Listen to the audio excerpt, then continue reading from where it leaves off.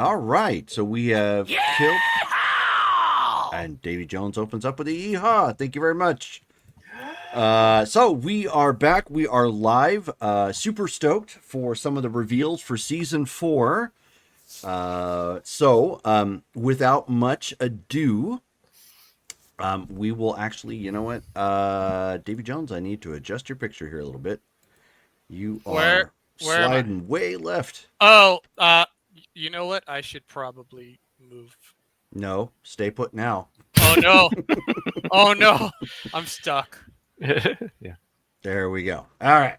All right. It does look like you're listing to starboard. Yep. It actually kind of helps with the picture he's at because it looks like the picture's kind of tilted too. Yeah. So it's almost like he's, in an eternal state of. Ah. Yeah, it makes me feel like I need to sit up straighter. So at any rate, who wants to give us our recap from last game? Let's see. Carmen I has only have Ebola. literally 2 lines of notes. I'm not sure what happened. Where is it? Why don't I see? Notes. Oh, note Davey- super. Oh my goodness. Davey took notes last night. Last time Ooh! he should do the recap. Let's go. Yeah, there you go. Last time on Modern Age Heroes, what did we do? Stuff. Those in attendance: Angler, Shion, Hyperion, Lightbringer, and Red Arsenal. The Rescue Party. Oh, this is a big one. Hold on. Let me download this one. Yeah. You don't have to go word. You don't have to go word by word. Oh, okay. Give us give everybody kind of a high level overview of what happened and where we're at right now. All right.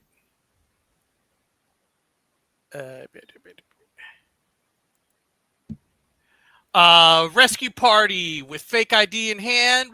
Angler and Red Arsenal set off to Latvia to cross into the Russian border. They are provided with clothes and a quantum device. Meredith decides to move on ahead stealthily. Once the pair make it to the Russian Federation, Angler decides to fly as fast as he can to make it to the secret prison as soon as possible. Angler was able to make it halfway before he exhausted himself. The pair landed outside and rested for a little bit. They get moving again. They tire again, and then they keep going till they make it to the facility. Inside the prison, Bitter Shadow and Lightbringer return to the cell where Shion and Hyperion are waiting. Lightbringer removes Shion and Hyperion's inhibitor collars. The group makes their way over to the communications center. Everyone enters into Bitter Shadow's shadow realm so they could travel between the shadows. She begins working to find a path to the communications center. Shion sees the shadow denizens beginning to stir. Shion and Lightbringer dodge tendril attacks. Hyperion puts himself in front to protect his sisters. Hyperion sends out copies, but to no avail. The entities are unfazed. They make their way into the communications center. Oh, wait. Oh, I forgot about the fence of radiation. Lightbringer creates a fence of radiation to keep the monsters at bay. Bitter Shadow is finally able to bring everyone into a work closet at the comm center. They jump out. They take control of the comm center. Hyperion looks for the controls for the tachyon field, but learns that those controls are in another room. Hyperion looks for Mosh Pit and Ixion, but he doesn't find Mosh Pit. But he does find that Ixion is in Science Lab 2, Floor 3. Hyperion makes communication with Angler. Angler responds that they're on his way. Hyperion starts working with Helios to bring the Russian satellites under control. Lightbringer and Shion change into guard uniforms and cast an illusion to make them both seem Russian male appearing. And they go and find their way to the science lab to rescue Ixion.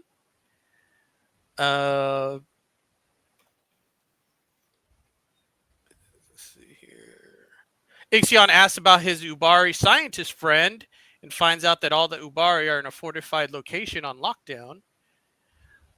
Angler and Red Arsenal arrive just as the Comintern arrive. Meredith is piloting a super cool mech suit, and she begins open fire. Angler slows to 60 miles an hour, and Red Arsenal is able to land successfully. Meredith and Mosca fight. Angler checks Mosca with a shoulder check and sends him spiraling. Red Arsenal takes on Kostiak, but is ineffective. Kostiak, enraged, tears Red Arsenal's right arm off and beats him to within an inch of his life. Meredith takes on Kostiak. Angler defeats Mosca. Inside, Hyperion and Bitter Shadow. Oh, Bitter Shadow. While Hyperion is working on the satellites, Bitter Shadow sends Perestroika and Taiga to the Shadow Realm. Helios finally gains control of the satellites. Everyone meets at the security room. Shion teleports everyone to New Prussia. Action packed. There we go. I forgot about like Episode. all that stuff. Yeah, You forgot the Jose Canseco moment. I did. Yeah, no, there's a lot didn't. there, but there was a lot there, but I wrote a lot. So yeah, I'm just saying. yes, Yeah. definitely. Babe Ruth. Angler was calling a shot. Oh, looks like people are starting to redeem some points for rerolls. So Gothic Ferret for Dale. Oh, there cool. you go. Thank you. So with that recap out of the way, why don't we go ahead and bring in our new player, and we will get him up to speed. Oh, you tricked us again! I was wondering if that's what was going on. Ah, Yeah, you yeah. He's been in the group chat for like 2 weeks. Oh. Or day. There's George. With He's been in the flex. group chat since it started. Yeah, he actually has has he? been. Yeah.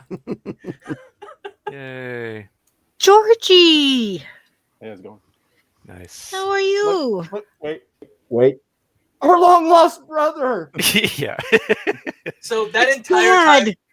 time I was asking about his name, he was silently listening to me talk about the name. Yeah, Yeah. exactly. Nice. So That's weird. so there we go. All right. So now we know where everybody else is at. So Pulsar, you have currently flown your way to Strongford at this point. It is midday. You're not familiar with the town at all. Strongford actually sits in Colorado, actually close to the northwestern border. If you're looking for like a visual, so it's a lot of more deserty landscape out that way, but it is a fairly large city of about 600,000.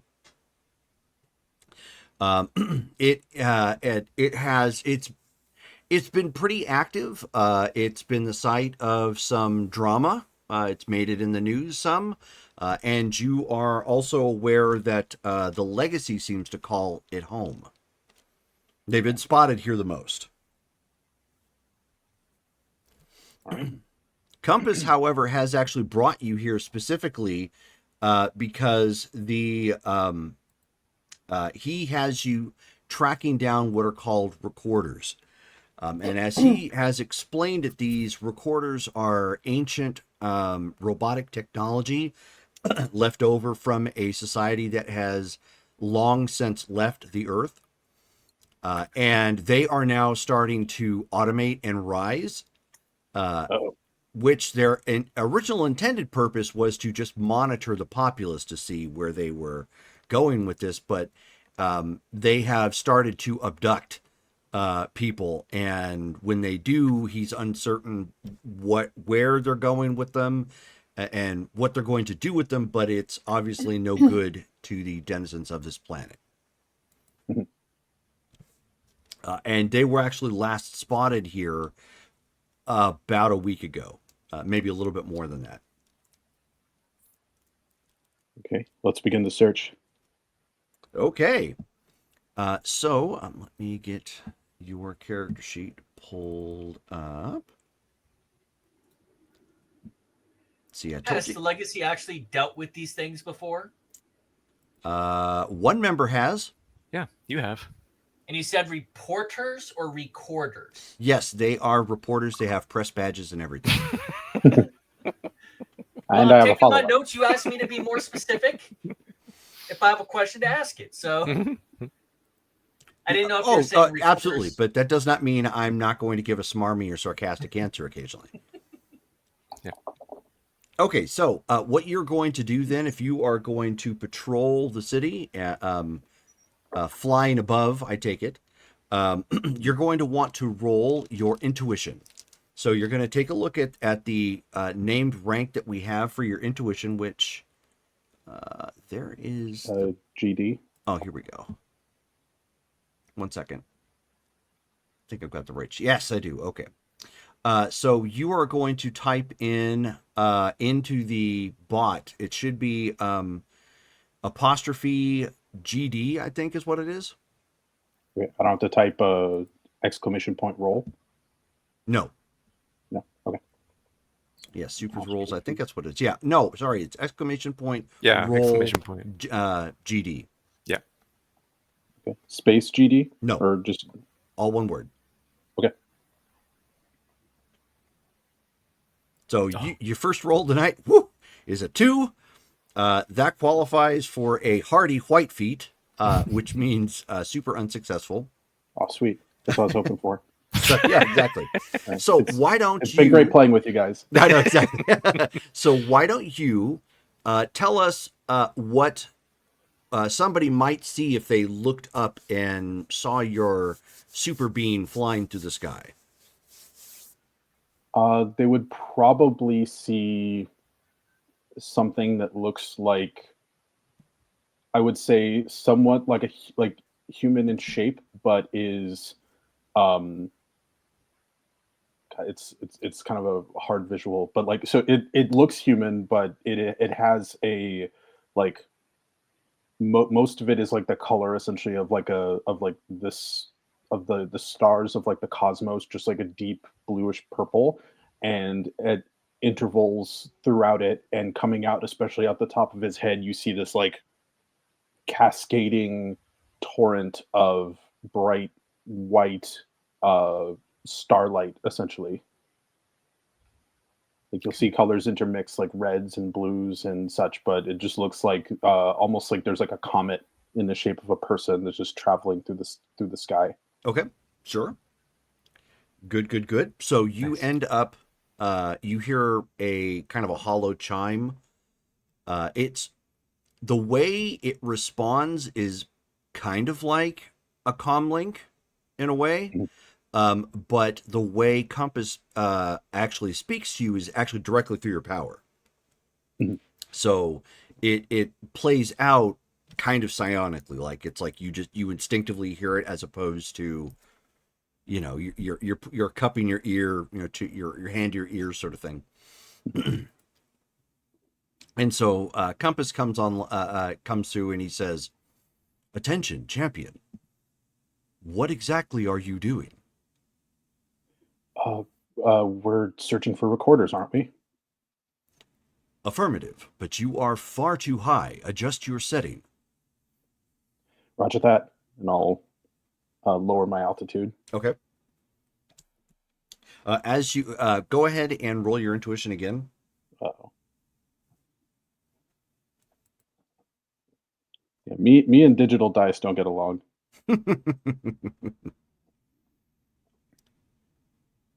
I see Yeah, another white. I do see. I see a lot of white. I did give you a reroll. Yeah, I was going to tell But you. So make sure use you it write that wisely. down. Oh well, I should Brittany probably has spend it. granted you a reroll. I'm gonna spend it now. Thank you. Are you going to spend it right now? Okay, Well, I don't know. Do you think I should? it's entirely up to you. Yeah, I'll do it. Why not? Okay. If I get another white, oh my god, Wow, that's a 1. Wow. got a 1. Okay, That is impressive. I'm gonna be one of those superheroes that dies in the issue that they're introduced in. Sorry, guys, I cursed the reroll. Yep, you are basically morph to the original what's- X-Men season. What's your character's name? Pulsar. Pulsar. Sounds like new to the legacy. Pulsar. Ugh. Yeah. Gets ripped in half. Pulsar out of existence. Yeah. Welcome, Pulsar. Pulsar Good has vibes, left the Pulsar. chat. So, you continue flying. You're looking around. At this point, you've actually gotten a little bit lower, and you're kind of making a roundabout in the sky, just kind of looking around. And from a penthouse, you can actually see apparently some kid with like a telescope. Kind of like looking around. And he's like, "Whoa!" Because he like sees you as you're like flying by. Okay.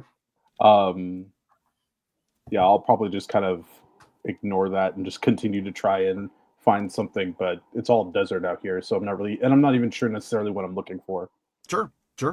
The it's desert around the city. It's basically I don't know, you haven't been to Phoenix, but think Phoenix in that sense. Like you get downtown, a lot of big buildings and whatnot, but then when you start to get the outskirts, it's just like not a lot of much of anything. Okay. So, as you are flying around, of course, you can see a helicopter in the distance, hovering around. Probably a traffic helicopter, just monitoring traffic and reporting it for the news.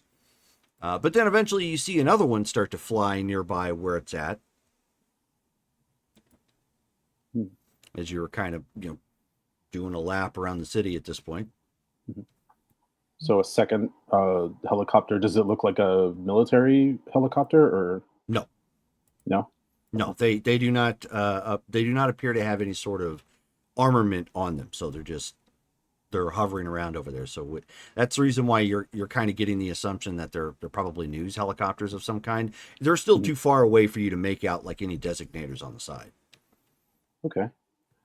If they are patrolling, is it possible that there's something happening and they need like helicopters in the area to kind of scope out something? It's possible. Okay.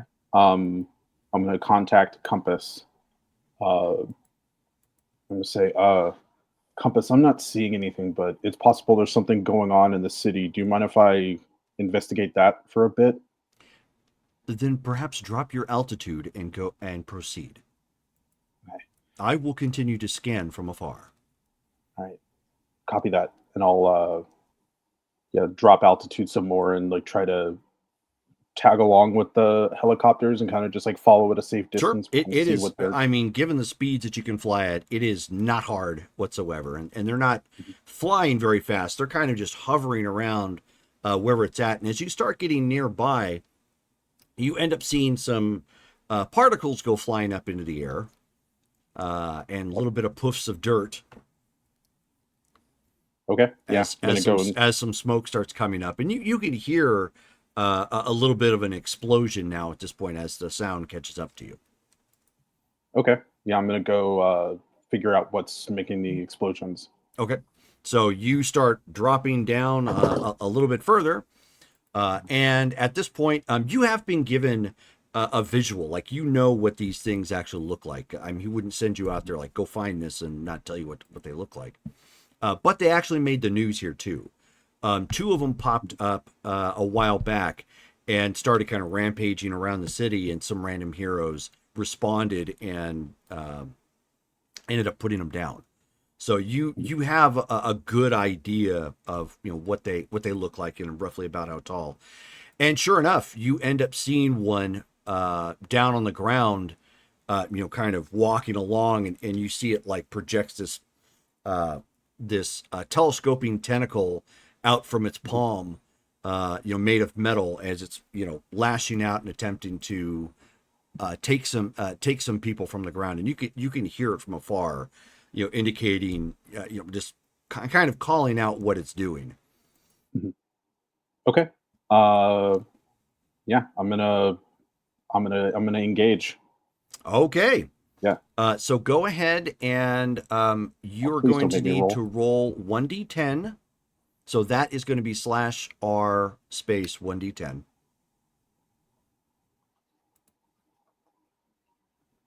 Okay. /r space 1d10. Mm-hmm. Okay. A 6. Okay, so you are acting on a 6, which is not terrible. Okay, It's my let's first see. day. It is your first day. But it is responding first. Okay. So, it's whips out that cord and grabs somebody, and they're the lady is screaming as it's basically reeling it in like it's a fish, and you hear it call out something effective like affirmative catch, retrieving, as it's this woman is being whipped up into the air, and then you end up hearing another explosion. And as you are moving down, you can actually see another one, like about a block over, doing the same thing. So it is in the process of attempting to capture somebody else, and you end up hearing someone shout out loud. They apparently don't see you, but you hear Southwest All Stars respond. And you end up seeing like some people come flying up from around the corner, and they're actually initially dealing with the first one. And you hear one guy shout out, "Miracle Maiden, I want you to pin that guy back. Constant Connie, tend to the civilians around us. Make sure they're safe." And you end up seeing this girl do a salute. She's in a two-tone purple and violet outfit. And as she salutes, like 3 other people appear out from her and snap a salute, and then like 3 other people like and they start running off to try to get the citizens away, and away from the danger, like picking them up or moving them or flat out pushing them out of the way if they can. And this other girl, the one guy who's doing the shouting, he's got kind of high-tech goggles on his head. He has a belt that seems to be radiating some kind of power of some kind. He's hovering in the air. He's got a blue outfit with some chest armor, and it has like kind of the suit and the armor has a little bit of a gold decor going on about it. He's got these big kind of oversized vambraces on his arms, and he's the one kind of calling it out to these other people. The other lady he called out to, Miracle Maiden, she is also kind of hovering, but in the very Magneto way. Like you see this pulsating, energy kind of around her as she's hovering forward. She has some armor on her shins and shoulders. She has a silver lining on the inside of her outfit, and it kind of comes out gold to the outside, in a way, kind of like a Jean Grey sort of motif, but not red hair. And then the last person you see, and he shouts out a command to, he says, "Outsourcer, double up and get that guy pinned down." And so he snaps a salute as well. And Outsourcer looks kind of like a gumshoe detective, but he's got like these flight wraparound goggles. Like One Piece, not like the bomber glasses, but like wraparound. But he's got the hat, he's got the trench coat, and like a full on suit, also with fingerless gloves. And you see he takes a moment and like pauses for a second, and then ends up grabbing a telephone pole nearby, and is moving in to attack the other recorder at this point. So it looks like if things go as planned, these other heroes may be able to tackle this one guy, and you can focus on the other. Okay. In that case, I'll zoom over to the one that they're not engaging. That was the one that you actually had focused on first. So they actually didn't see you. They were responding to the other one. So it's kind of like fortuitous the way this is working out. Okay. The one that you were coming in on has not seen you yet. It's in the process of reeling in its prey. So you have a free shot. You can do whatever it is that you're wanting to do. So I would like to. Uh, would I know if my abilities are like if I actively just use them? Am I going to put this woman or other people around me in danger? It is a possibility. Depends on what it Oh, is you're trying to do. okay. Much Could like a I? gun, might Mhm. ricochet and hit somebody, so too your powers could do something. Okay. Can I use my? Uh,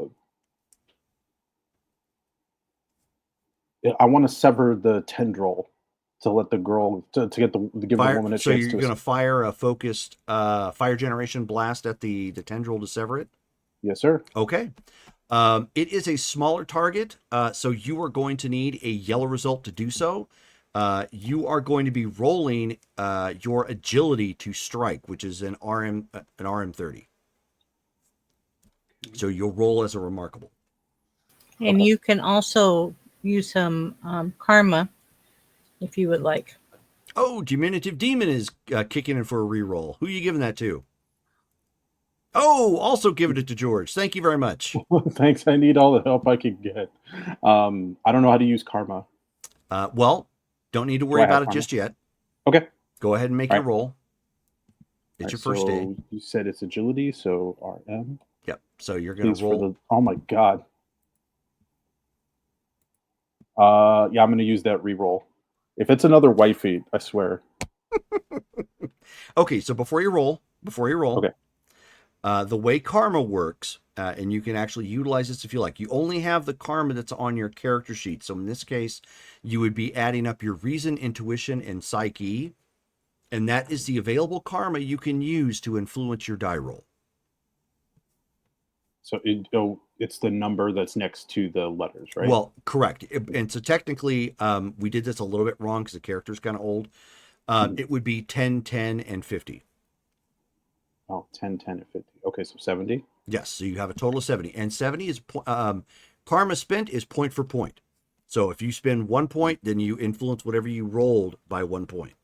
If you spend 20, whatever you've rolled is upped by 20. Okay. Do I know what the threshold is between like a white and a yellow? I am glad you asked. Let me back up real quick and give you guys the chart. As Derek is pointing out, he's got it printed. Because I rolled a 35 before and that was still a white. So I'm like, all right, so Well, white that was feet on must be that like, was on a good 10 though. oh, As you can tell by the what's chart, your it's different Yeah. depending upon what your rank is. so as you go up in rank, it makes it easier to Mhm. get a red result. You could. Mhm. So what's your rank in whatever it is, like your Remarkable. agility? It's remarkable. So to get a yellow, you would need to have a 66. Okay. So you may want to put some karma to that, Right. Yeah, I since think I it's will. specifically a little bit harder. So theoretically, you could put 65 and still have 5 left over. And as long as I mean, if he rolls a 1, he would still get Still it hits, technically, yeah. right? Yeah. Because you don't botch it. So to add the karma, do I just like hit You just plus stay- You and then put what? plus and then the number after everything, yeah. Okay. or if I'm you gonna. don't put that in there, you just say, I'm going to spend X karma. Yeah, just as long and as then we you know you're roll and then spending add. it, we can modify from there if necessary. Okay. I'm gonna spend 30 karma. Okay. So Yeah, 30 you plus just a have roll. to call it before you roll. Yes, that's the important okay. part. Okay. Yeah, I'm gonna spend 30 karma to hopefully make this work. Okay. Hey, a green feet. Is that good or bad? Okay. 88. So a green feet will strike. Never mind. Green feet, however, will not actually get the intended consequence of what it is you're trying. So you go. Cosmic fire ripples off of your pulsating fire, ripples from your body and strikes into the tendril. It does do some damage. It does not sever it as you were intending to. You didn't get a full hit with the strike.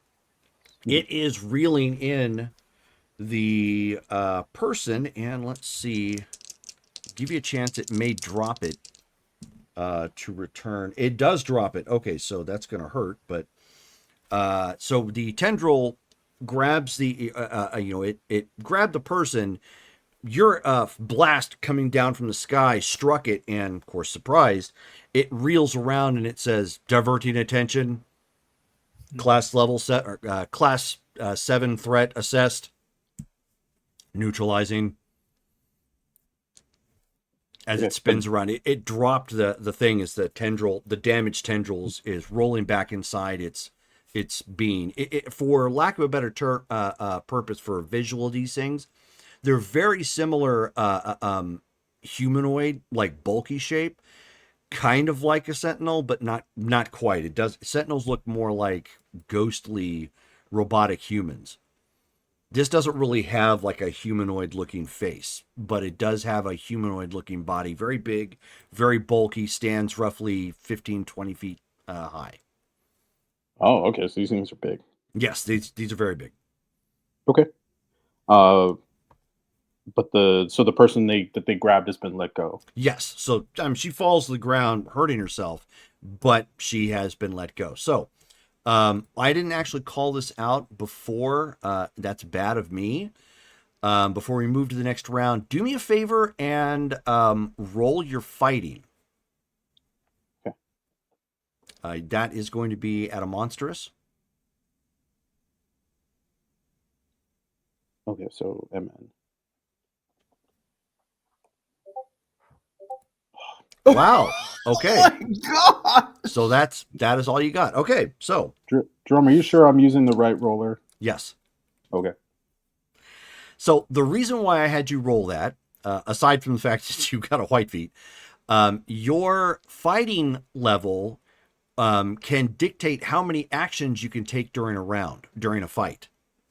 You are high enough that you can take up to potentially 3 actions. If I rolled well. If you rolled well, yes. Yeah. This just means, for whatever reason, it kind of makes sense. You were dipping down. Maybe you weren't in the right position for what it is you were trying to do, and so you're trying to recover, and so your fighting is off. You weren't ready, or as ready as you had hoped. So the other group is clashing with the robot, and you end up hearing from across. And give me an agility check, and you hear duck. Don't make me roll anymore. Let's see.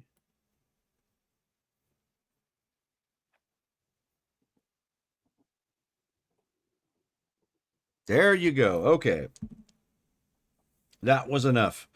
So whatever warning you just received, you were positioning yourself to try and square off with this. You just kind of kept sliding off to one side so that you were still mobile, and you see a car come flying by and strike the one that you've been fighting like right in the head. Just bang. Didn't do a whole lot of damage. There's parts and everything from the car flying off, but it knocked it off center, so it the attack that it was trying to strike you with was off. And you see the guy who was in the air that I described was calling out orders to the other people, comes like hovering up near you, and he says and he yells real quick. He says, "Sorry about that. Need an assist?" He can't, like, George is crying, but yeah, no, yeah, I'll say, yeah, I could use a hand, and then I'll push in and try to take advantage of the thing being knocked off guard. Okay, that works. So you are still on a 6. That was its action. Go ahead and roll your fighting again. Okay.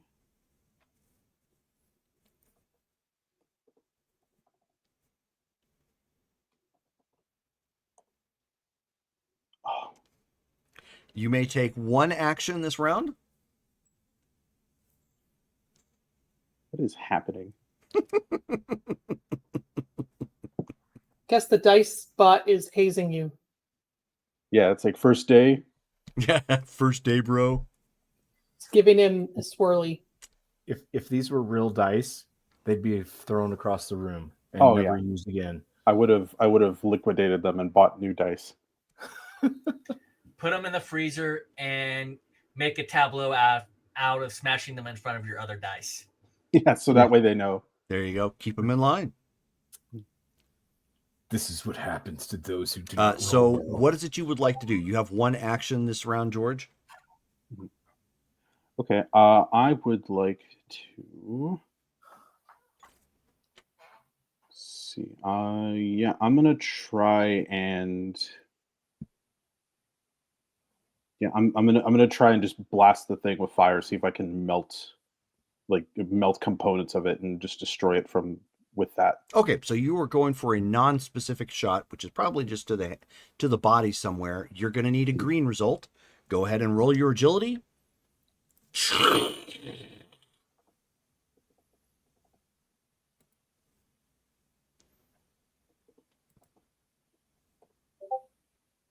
There you go, getting some luck.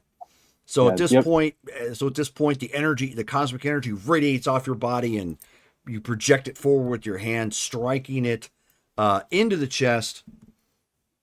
Ends up, sending it back, buckling a second, and you can hear it, screaming, warning, warning. And at that point, the guy next to you was like, good shot. Let me follow through. And you see him fly like straight forward and go in for a punch, like right in the chest vicinity where you struck it. And connects, not as great a hit, but he connects just bang, and you hear this loud clang as he does it. And at that point, the thing is falling backwards, crashes into the building that's right across the street, and kind of buckles over like it's in a bad recliner. You're just like, so it's clearly at a disadvantage at this point, trying to get itself back up. Okay. It can only take one action. It is firing on you. No joy. So that strike that it wait a minute. Yeah, no, with that strike that it got hit with, it projected what appeared to be some kind of energy from its eyes, but because it was already reeling, like it went wide and struck the building behind you. And you can see it like turned part of a 3-story building, like up towards the top, like it got white hot and radiated, almost like it was like a heat beam of some kind. Okay. Back to you. All right.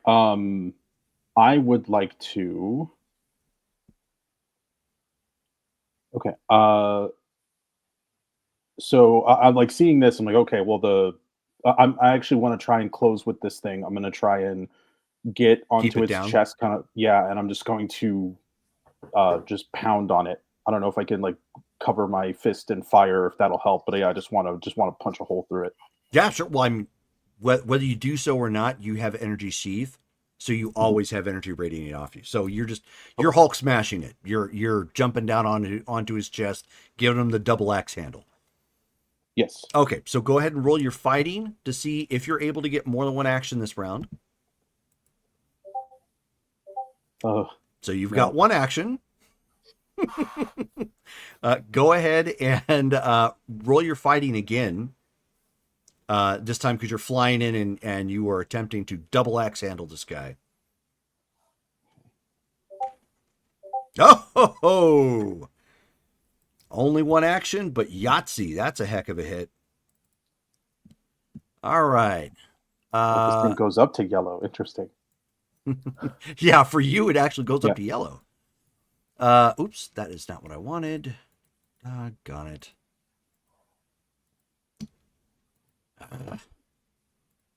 Getting the chart pulled back up. Okay, here we go. So that was blunt. That is a potential slam effect. Slam. Da, da, da. Let's see what its endurance will do. Oh, not today. That's going to look impressive. Okay, so at this point, you're just angry as all get out. Nothing's really going your way.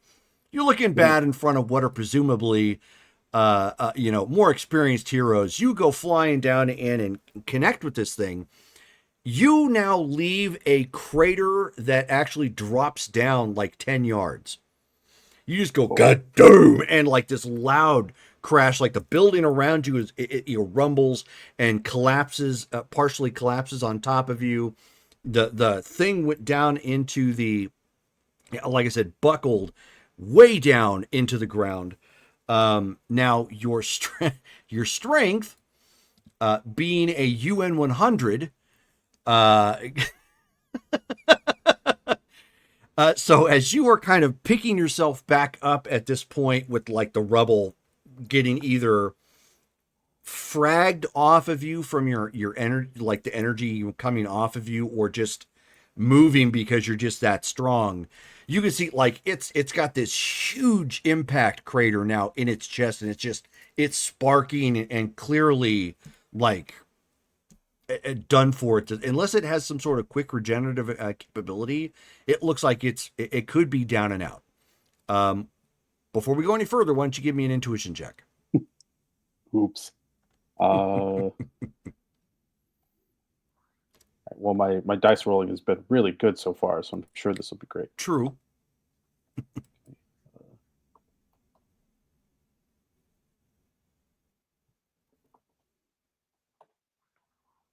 Hey, my All old friend. right.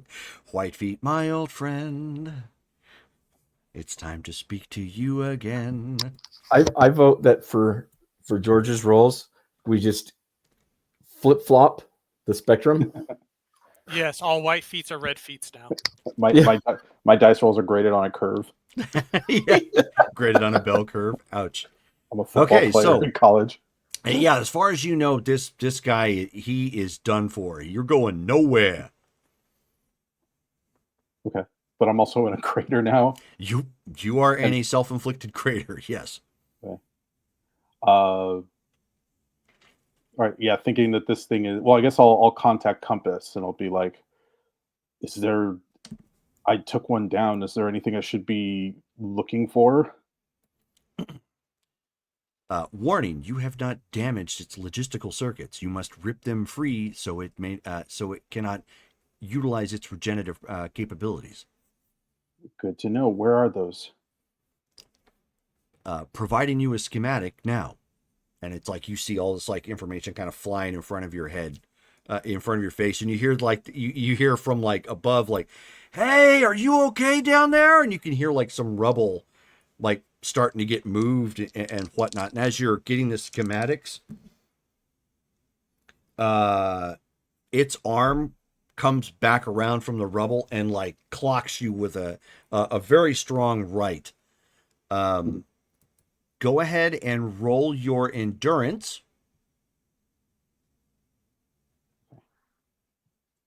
Monstrous.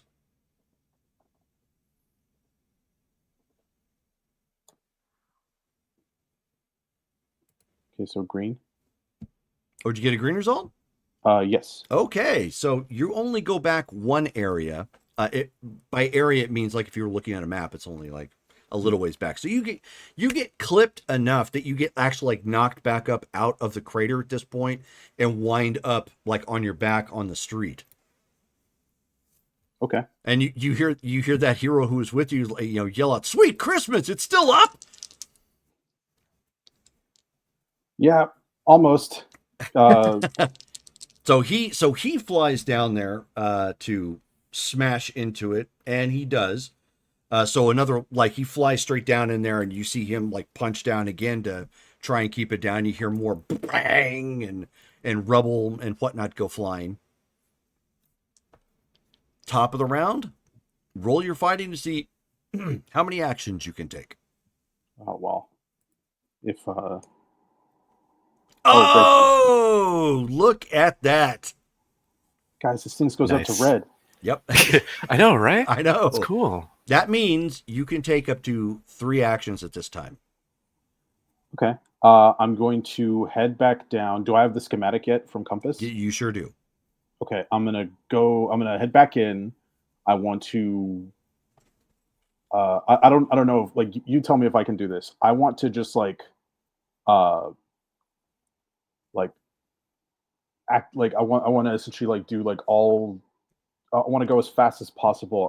I want to fly in. I want to punch straight through the part of the recorder that has the circuits that I need to disable. So you're And going to do so a classic champions move through action. yeah, Gotcha. Okay. I want to pop out on the other side of it, holding those things in my hand. So you're going to go further into the ground, which is fine. You actually can. You're strong enough to do so. Okay, so for your first action, go ahead and roll. This is against your endurance. Yeah, I need to get my sheet printed out because I'm running between different Yeah, strength. different Your windows. endurance is monstrous. Okay. So yellow. Now it's starting to swing his way. Dramatic timing. Yeah, the roller. yeah, we'll call it that. Yeah. So at this point you pick yourself back up and just fly back down in, and you just punch straight through it, just, and you burrow like a bullet deeper down into the ground at this point, to sediment and dirt and whatnot. You have 2 more actions. Okay. Yeah, I'm going to I guess I'm going to return back to where it was. Come You back just out don't- the way you went. Yeah. Okay. Yeah, is that that I didn't get the name. What was the name of that person? He hasn't given it to you yet. Okay. Yeah, so I'm going to try to like fly back and kind of see what the situation is, and Okay, see so if he's okay. at this point, you turn right back around and fly. That's another action. So you fly right back up. You clip more of the damaged recorder, and it's getting thrown all over the place. And it's completely immobile, not moving at all. You know, can I like pull it out of this crater and like kind of deposit it in the street? You absolutely can. So you're going to do that for your third action? Yeah. If Okay. it seems to be out of commission, I want to get this thing into a spot where maybe I'll have an easier time examining it. Sure. Okay. So you just lift it up at this point, start pulling it out, and so the other guy you were with, he's like, "Good grief, you've got a lot of power, son." He says, "Why don't you lend us a little bit of a hand and deal with that other one there, since you seem to know what you're dealing with here?" Sure thing. And I'll just drop it onto the street. And Okay. then So, start- and he's going back over there. The others are doing a good job of keeping it occupied. And Miracle Maiden is actually, with her magnetic powers, she's not able to rip it apart or anything, but they've got it kind of contained. So between Constant Connie getting everybody out, the outsourcer looking like he has superhuman strength and whatnot, and the magnetism, they've got it kind of pinned back and sustained, but they don't really, they clearly don't have enough yet to put it down. You know, Okay. it's but as far as the next block over, it is safe. Nobody nearby is in any sort of threat or danger of that nature. Okay. As I'm heading over there, I want to ask Compass. Like, Compass, is the location of that spot, is it the same on all models of these things? Affirmative. These are the same model. All right, engaging it. I'm just gonna do the same thing. Try to punch through it. Okay, go ahead and roll your fighting again. See how many actions you get. Okay, so at a green feat, that gives you 2. Okay. All right. So yeah, same thing. Kind of just fly straight through it and just try to punch through and take it out in one go. Okay, Especially while they've got it somewhat restrained. gotcha. That'll work. So you're rolling against your endurance at this point. You're attempting to do a move through action. Okay, endurance. Okay, green feet. Okay, green feet. All right. So this time you don't go flying through it like a bullet. You do end up hitting it and connecting. It's still kind of in place, so you end up punching through and falling down to the ground at this point. You didn't have enough room to pick up the speed that you were aiming for at this point. But it's like sparking and making loud robotic noises from its speech unit as it finally collapses and it goes limp, but it's still actually being sustained because Miracle Maiden's like, doing one of these numbers and, making sure nothing's happening. And when they realize nothing's going on, like she lets it go and it collapses down to the ground. Error. The system is down. Yep. The system is down. So they at this point they all start looking around and making sure that nothing is happening. And so the guy who had been talking to before extends his hand and he says, Dr. Dynamo, pleasure to meet you.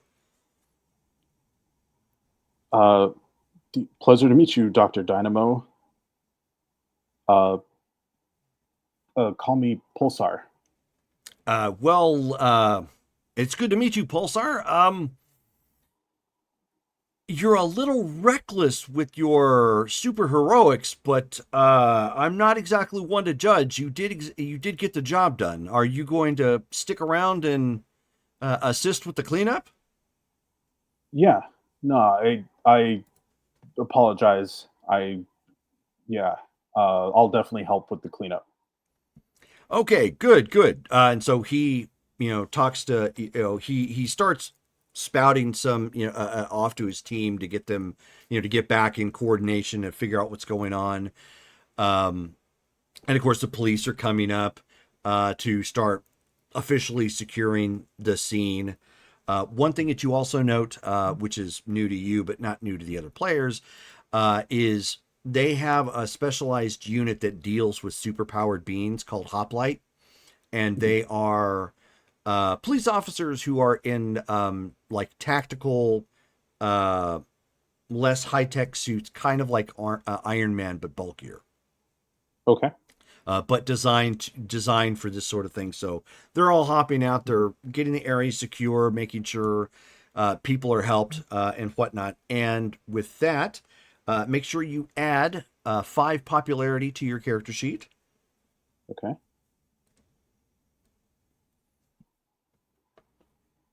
Nice.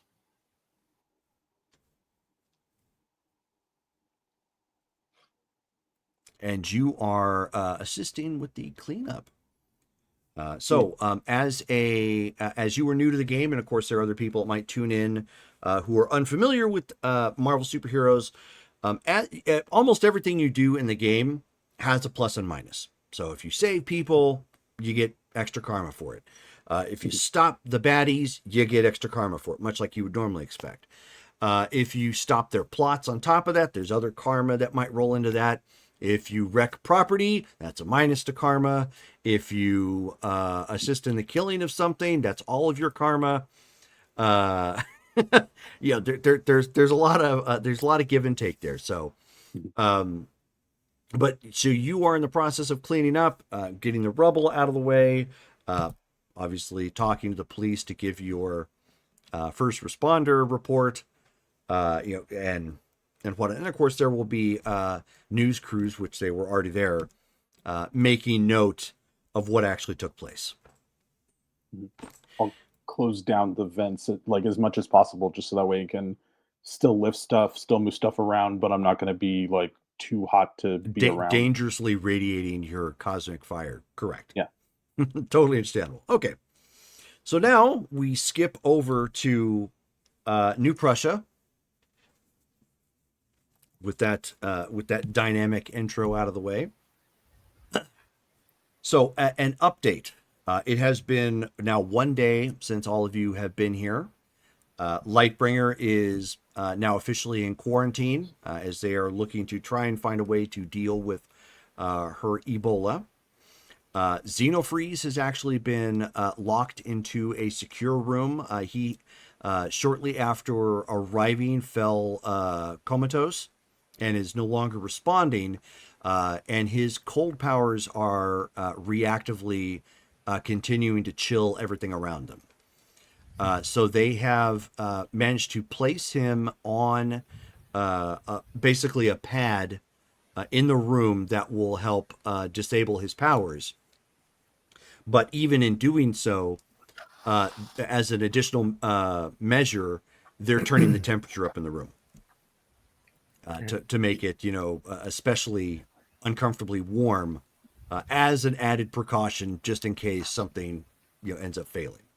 Yeah, they could just put like their meat and ice cream in with me, Yeah, I know.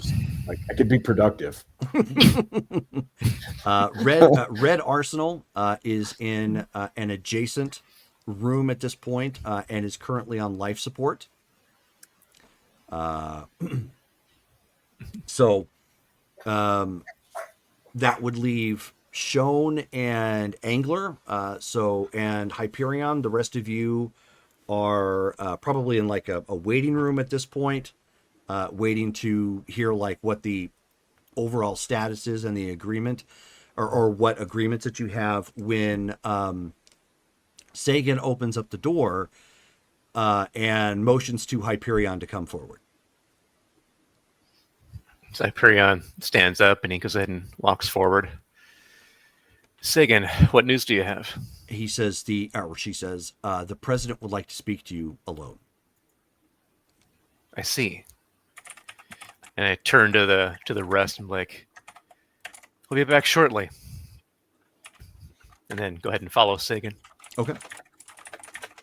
So she takes you into what effectively is a doctor's office in here that Jurgen is actually waiting in.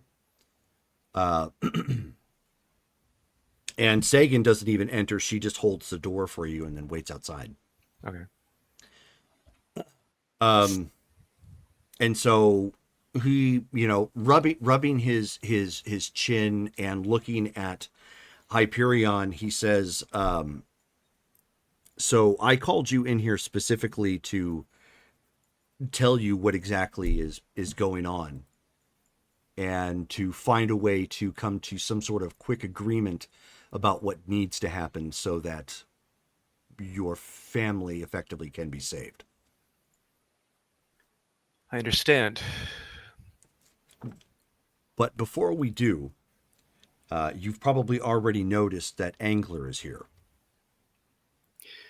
Yes, of course. It's excellent that he arrived. Did you have something to do with that? I did. And well, actually, let me just play it out. He says, there are a number of things that you're going to need to address after this current crisis. And I will attempt to enumerate them as quickly as possible. But this is not over by a long shot. I'm sure you'll understand once I explain.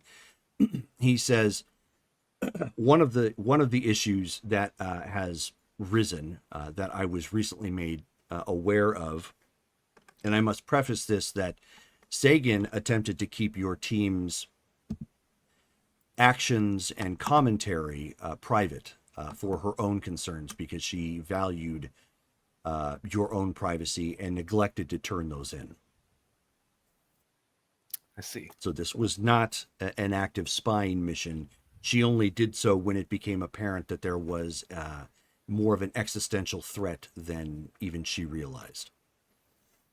Your brother actually failed to act and cost you an opportunity at saving your mother. What do you mean? We recently, he says, you were aware that this Dr. October led some sort of random strike on the Shadestone building downtown?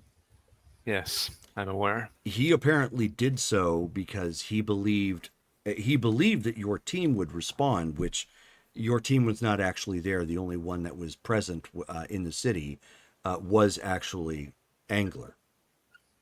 I remember. He chose not to intervene. Correct. He was warned that this was happening. Apparently, the imprint of this particular incident was still left in the databanks when Mainframe left.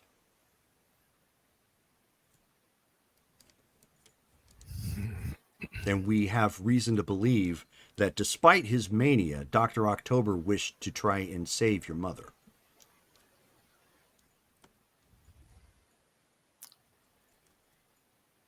Then have we lost the opportunity entirely? Has that been... He honestly shrugs. I mean, he's like, I don't honestly know. I've had to divert most, I'm certain you were aware, I've had to divert most of my intelligence efforts towards Russia at this point.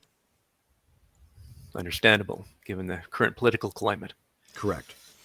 He says, but of course, because that happened and Angler failed to act, he's that action actually directly resulted in the whatever system failure took place in the Shadestone building, and their whatever quantum dimensional projects that they had working failed.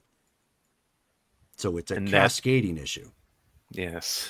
Which that led you to going to wherever it is that you went. And I will not be the first to completely dismiss the fact that you ultimately all saved yourselves because of this. And you potentially brought, as fate would have it, allies from a great beyond we even fully comprehend. But neither of you would even be there if it hadn't have been for that initial failing. That also caused direct issues with downtown Strongford. And there's still ongoing cleanup efforts there. You bring this up with regard to Angler. And I know, of course, that he has been very vocal about how he feels regarding you, New Prussia, and so forth. Are you telling me this as a warning or something else? I'm telling you this because it's something you're going to need to deal with. And as somebody who is directly tied to my granddaughter, it directly affects her.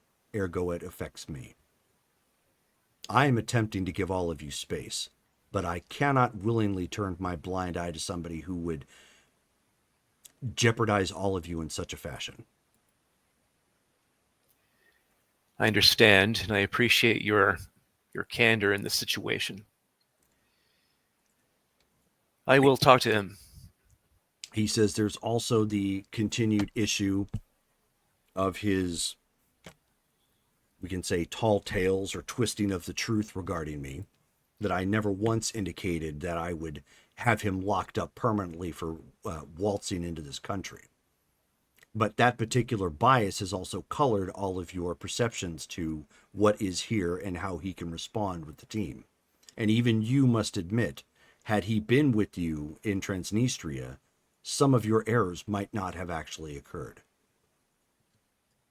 True. He does have a particular skill spy set that helped most of you enable detection while you were in Argentina.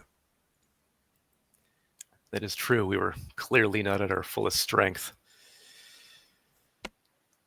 I see. But whatever what you're paranoia he has going on about him is the same paranoia that caused him to ultimately reveal part of your identities to Israeli Shield. Now, you may think what you wish. I actually don't bear her any ill will. I understand where she is coming from, but she reports directly to the UN.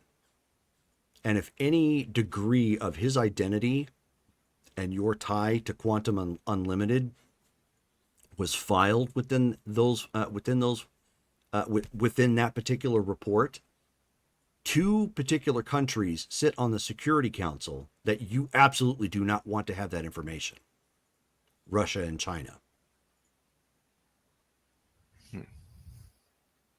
What do you think they would do with that information? What wouldn't they do now that you've escaped their particular facility? Do you see how each choice here and inaction is magnifying that particular problem? Of course.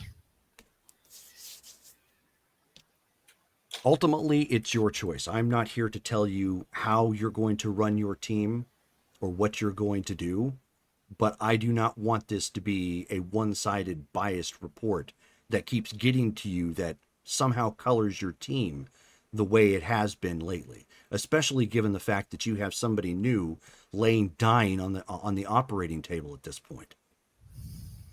How much more bigotry, how much more paranoia, and how much more overall problems and inactivity is your team willing to absorb before you say enough is enough? President Albrecht, you have definitely made your point very clear. I appreciate you making it detailed. I will talk to him. I will make sure that we come to an agreement.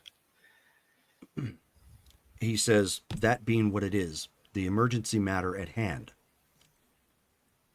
I am aware, obviously, of some of the problems that you're going to have, and that there is no way you're going to get anywhere near the United States at this point without serious collateral damage. And that your particular family, let's just call it what it is stuck here for the time being until you can do what it is that you need to do. I am willing to make all of every facility that we have here at your disposal to ensure their safety and their lives are taken care of to the best of their ability. That means advanced production methods. That means whatever our medical staff has on hand. I am aware that some of this is probably going to have to be developed. The only thing that I am asking out of this is that whatever you develop, we also have the patents to. Beyond that, I'm not worried about the price. Then the technology developed would be shared between us. You would have rights to use it in your country, and we rights to use it in ours. Well, your rights, however you so choose to do so. I don't particularly care about the virus that Carmen has within her. You feel free to, if you can solve that, deal with that as you may and earn whatever money you can from those patents. Of course. Well,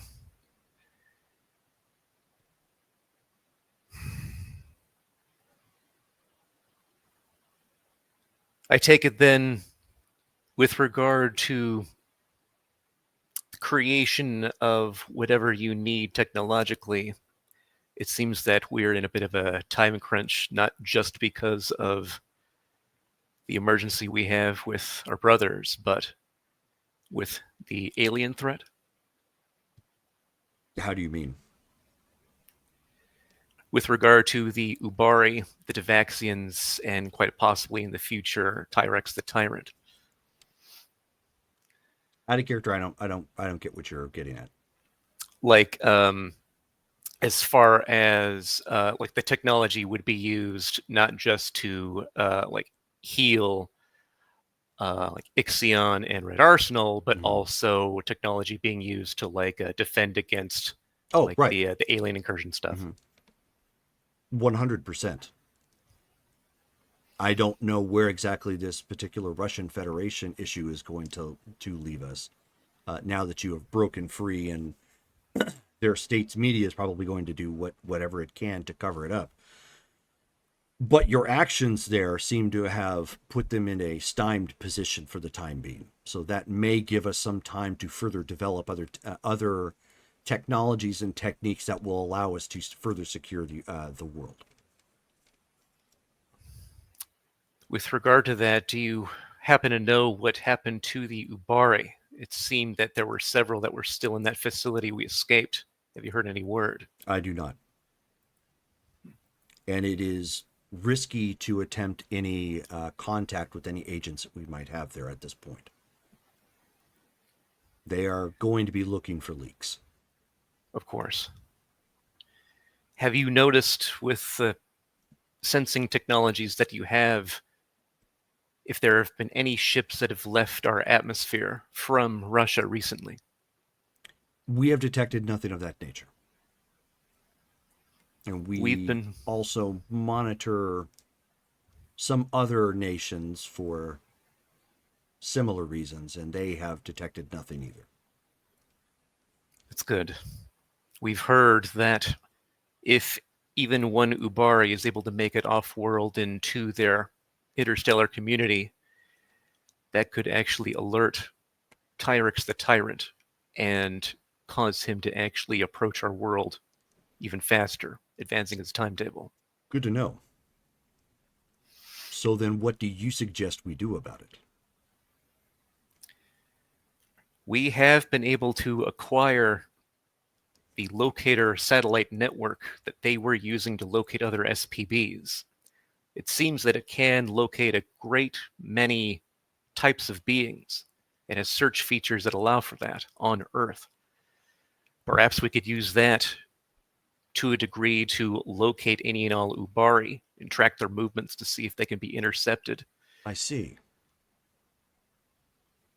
I believe genetically we may need to get a working profile, but I do believe your brother might have something on board his ship, if not knowledge, perhaps knowledge firsthand. If you are willing to share that with us, I am willing to commit to working on a way to track that down to ensure that no additional aliens are able to leave the planet. So then if I agree, you will be able to lend New Prussia's resources so that we can heal our family and work towards finding the Ubari and stopping that threat. Affirmative. I will need to briefly speak to my team, but it shouldn't take long. You will need to make it quick. Just to let you know, obviously the concern with your brother Ixion is that his powers are currently out of control and he's unresponsive. He seems to be stable insofar as we can tell. So my medical team tells me. However, there is a problem with this individual you're referring to as Red Arsenal. He has a genetic makeup that's not human. Interesting. And we don't know what exactly he is. The only markers we can delineate are the ones that some deviants share with humans. I see. So he has that mutation, but he's not human. He just appears to be. He does not appear to be, yes. And his regenerative capabilities would normally perhaps heal him in this particular instance, but it's not healing him correctly. It's reacting more as if like a cancer. And that could be that additional biology.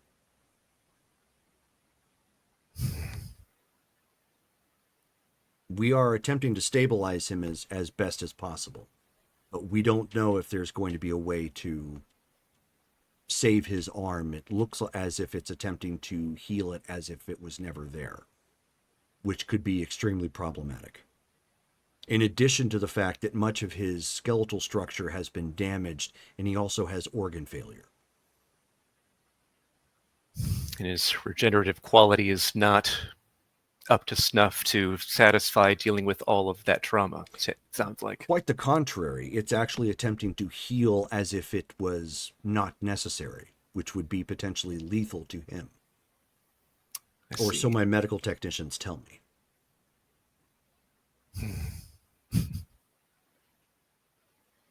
Brittany, he needs a blood transfusion. Just put the Windex on it.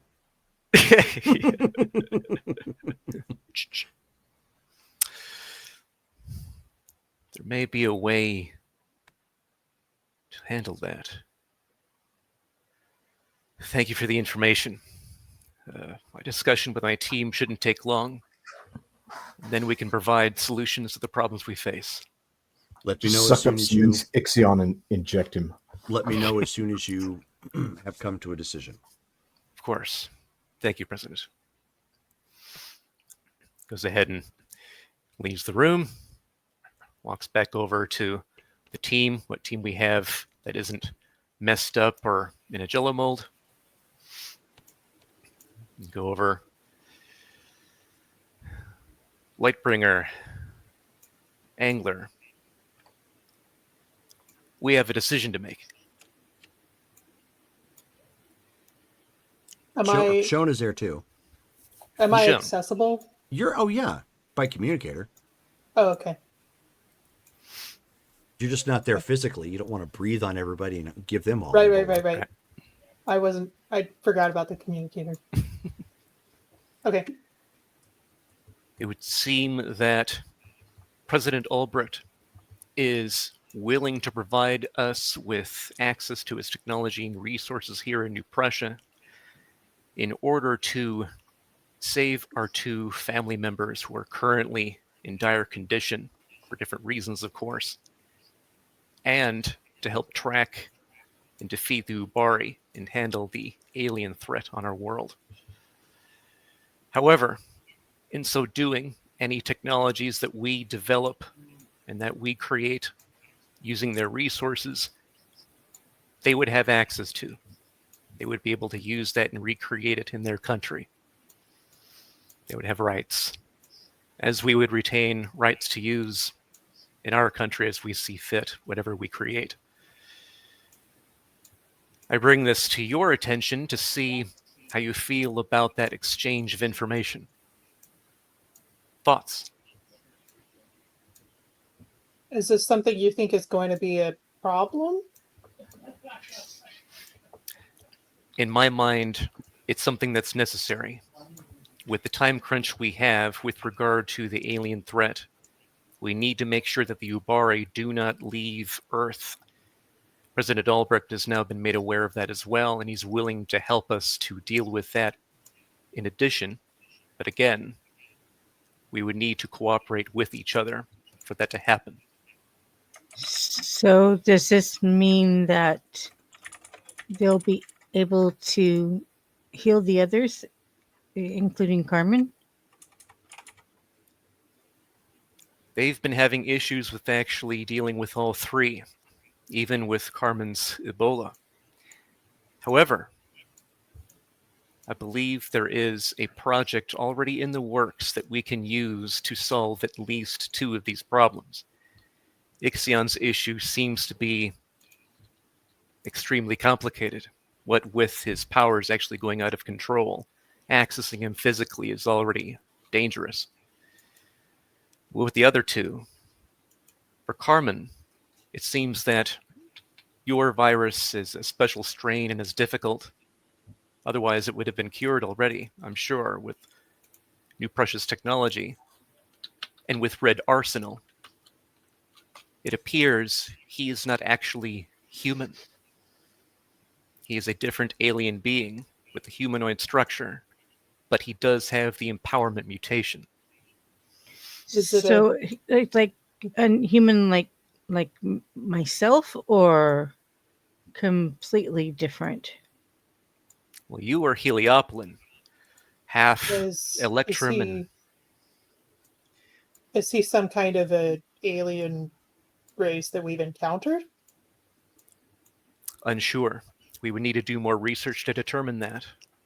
But because of this and the amount of damage he sustained, his regenerative quality is in a way working against him. It's actually causing problems that keeps him in a critical state. I believe there is a way to actually fix that. I think we have the technology, we would just need to complete it, and we can do so rapidly with the resources here. Quantum Unlimited has much, but clearly not to the degree New Prussia does. So I take it we're not going home anytime soon then. Only as a quick jaunt to retrieve something. Okay. Beyond I that, mean, I'm up for whatever research you guys can give me. I'm kind of going a little bit insane in here, just hanging out. Yeah, understandable. I think it's necessary to do whatever it is we need to do to save our family. I'll start taking a look into whatever's going on with Ixion. If there's any one of us here who can actually be in the room with him with his powers out of control, it's me. And don't worry. With Worry. regard to that, Angler, It seems as though much has happened. It seems as though we need to make hard decisions here. I need to understand fully where you're coming from, why you feel the way that you do, and why you've done what you've done in the past. The various things such as what you said with regard to New Prussia, Jürgen Ulbricht, with regard to choosing not to intervene when Shadestone was bombed by Dr. October. That one's simple. We are not the only people in Strongport or Strongford.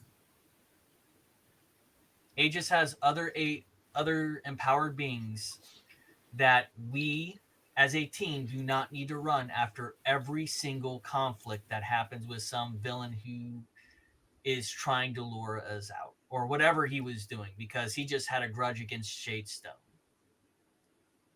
I've been told.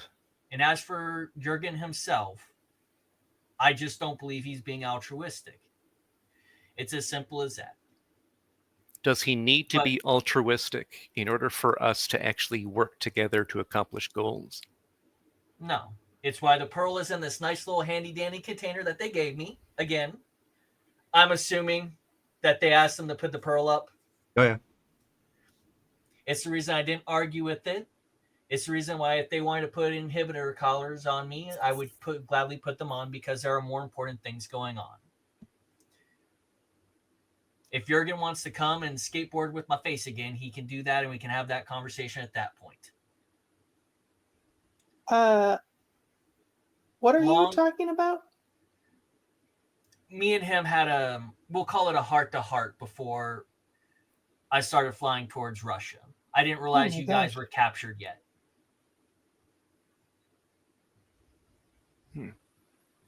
Huh. What do you mean by him using you as a skateboard? We can discuss it later. We're going to discuss it now, Angler. I'm asking you the question, and I need this information in order to make the best decisions. What happened? He walked in our front door.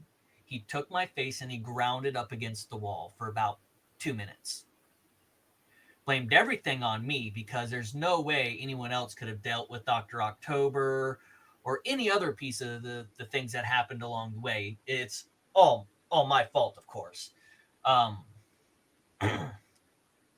And then he left me as Miss McCall showed up and took me here. I was compliant in coming here because he had done such damage to my back that I could not move.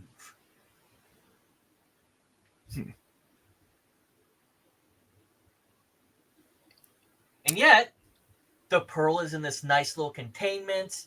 And if they were asking me to put on cuffs, I would do it right now, because there are other things to deal with than two people bumping heads over whether or not someone's being altruistic or not. It's more than that. Decisions you've made. Trust. It is. But at the same time, New Prussia has nothing to do with Dr. October. Those are different situations. And the only commonality between those two specifically is you.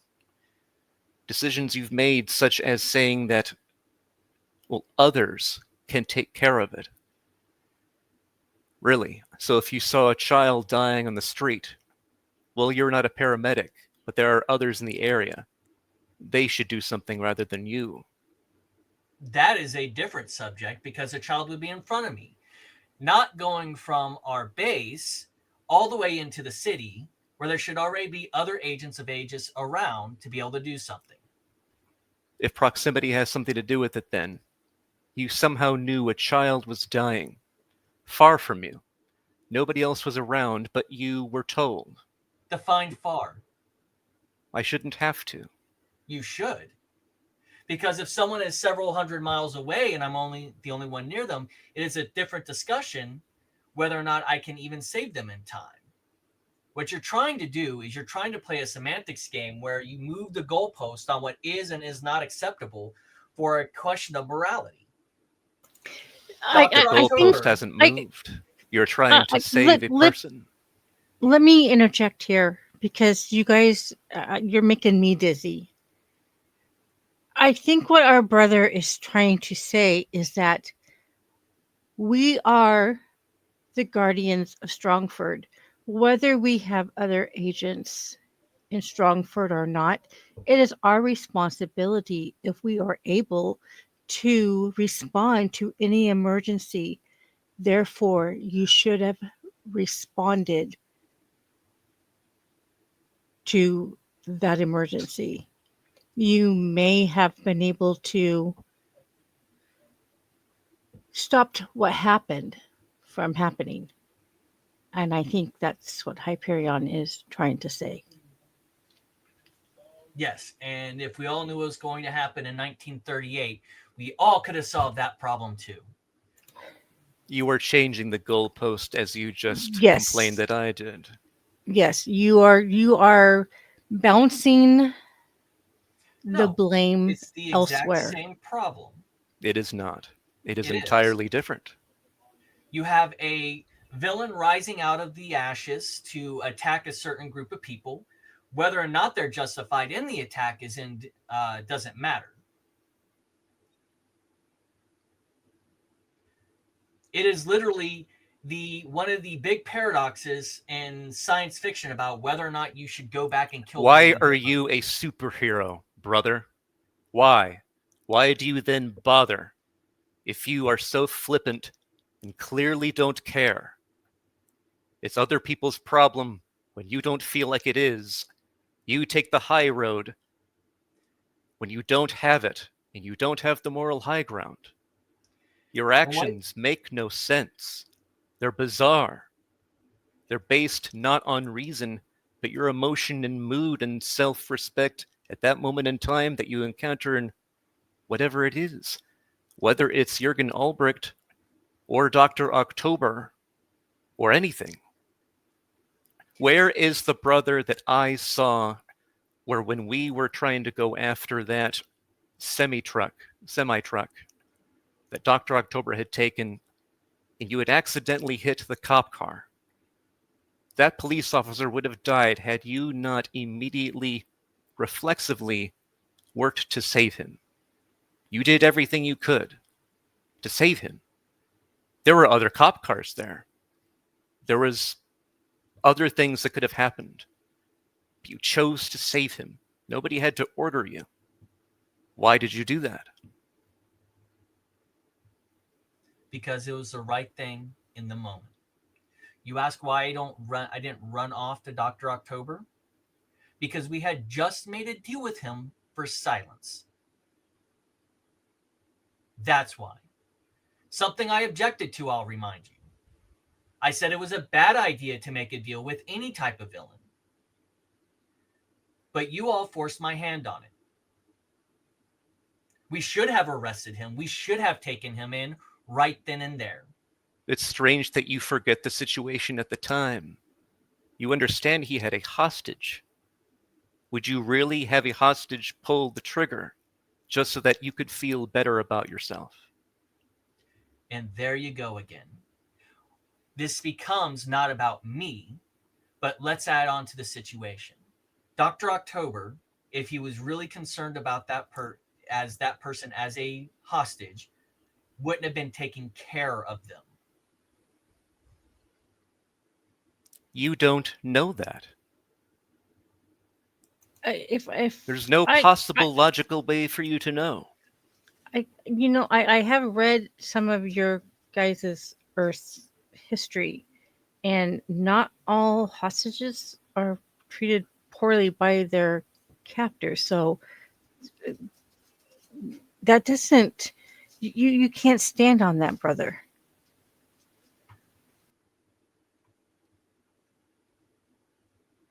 You ask me why, that's the answer. It's an insufficient one. You find it insufficient. You find it insufficient because it's something It is that you would have done insufficient differently. because it's objectively insufficient as being a superhero. Should you be on this team? Should I be on the team? I'm talking to Or you. are you asking a hypothetical question of, should this be something you do? Ooh, how about this? Should I have enlisted? Better yet, should I have done the other things I've done that are completely and objectively wrong? No. The grand moralizing about whether or not to stop Dr. October attacking Shadestone, a company we know to have evil intentions, is different than negotiating for a hostage, which I capitulated with. I still think we could have defeated Dr. October and saved the hostage. That And wasn't worth the risk. wasn't worth the risk to you and to everybody else. Who But what is did the I do? leader of this team, brother? And like I said, what did I do? I agreed to go along with it. So when one evil person attacks another evil person, A, I do not see a problem with not getting involved. 2, if there are other heroes in the area, such as the one employed by Aegis, they can take care of it. Hyperion turns around and he just starts walking away from you. Okay. He goes ahead and he walks into Jurgen Albrecht's chamber that he was still in. Okay. He has just like a pad at this point and kind of going over some details. Okay. And he walks in and he's like, I have spoken to my team, and we have more or less come to the agreement that yes, we will share technology. We will help to develop it with your help, and of course, the rights will be shared. You'll have the ability to recreate it here. With regard to my brother, once we have actually revived the remaining members of the team and we are whole, we will need to make a quick discussion and decision regarding him. As I said, that is entirely up to you. That I am only relaying information that you did not have access to and that I didn't even have access to until this particular matter arose. So with that being said, then he presses a button on the pad. He says, it's up to your team to decide, or your family to decide who and which you're going to save in what order. My suggestion would, despite personal bias, Carmen is not currently in a critical state. She may be able to better assist you in getting perhaps Ixion healed first. And Ixion's very mindset and his training of xenobiology would probably be best served for your whoever Red Arsenal is, because not knowing what his DNA marker, whatever he actually is going to be the biggest stumbling block to encounter. Of course. I do have an idea of how we can actually help Carmen to heal her virus, but I will need to briefly return to America to obtain something, then return. Very well.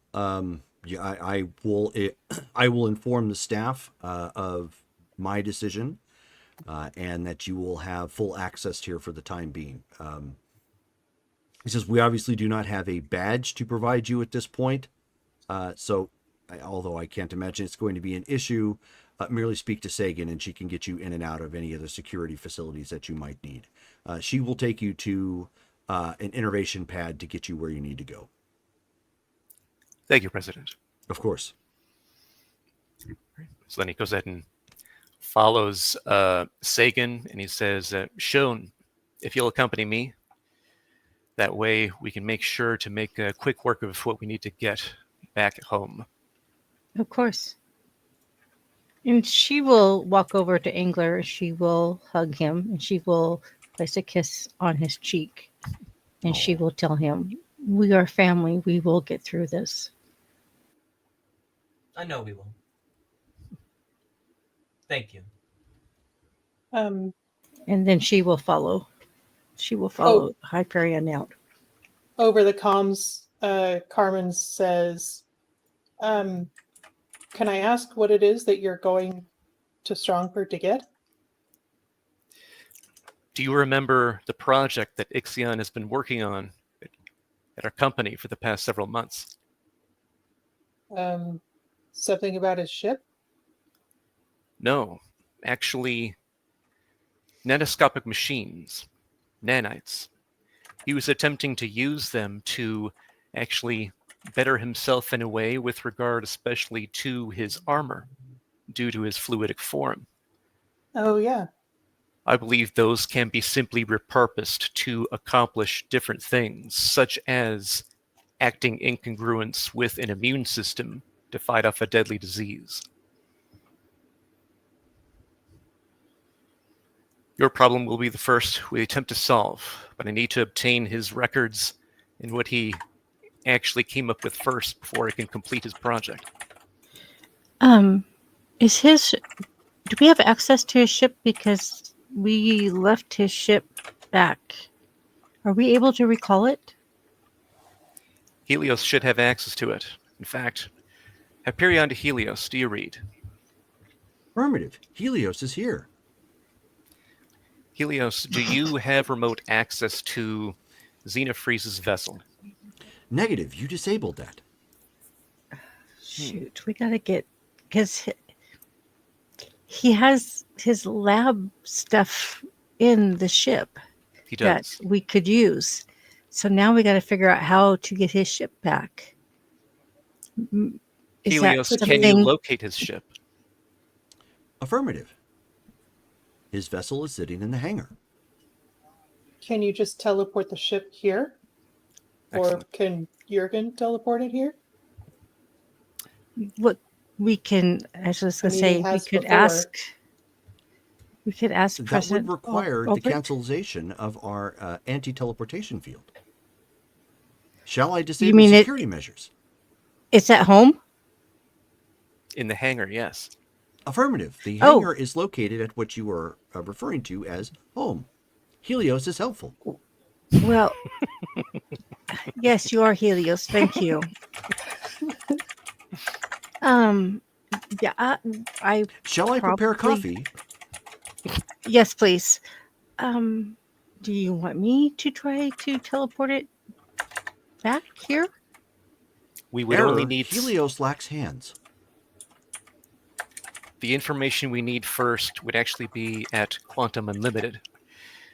If we're able to actually help our brother, Ixion, then he will be able to re-access his ship so that we can then assist in helping rid Arsenal. The time is of the essence. Okay. So quantum limited first, and then we'll deal with. Okay, Helios, Correct. cancel that coffee. Helios has already canceled to coffee. Helios lacks hands. Yeah. Helios requires internal defenses be repaired. Yes, the skateboarding. Understood. Thank you, Note, Helios. President Albrecht said he would pay for this. Duly noted.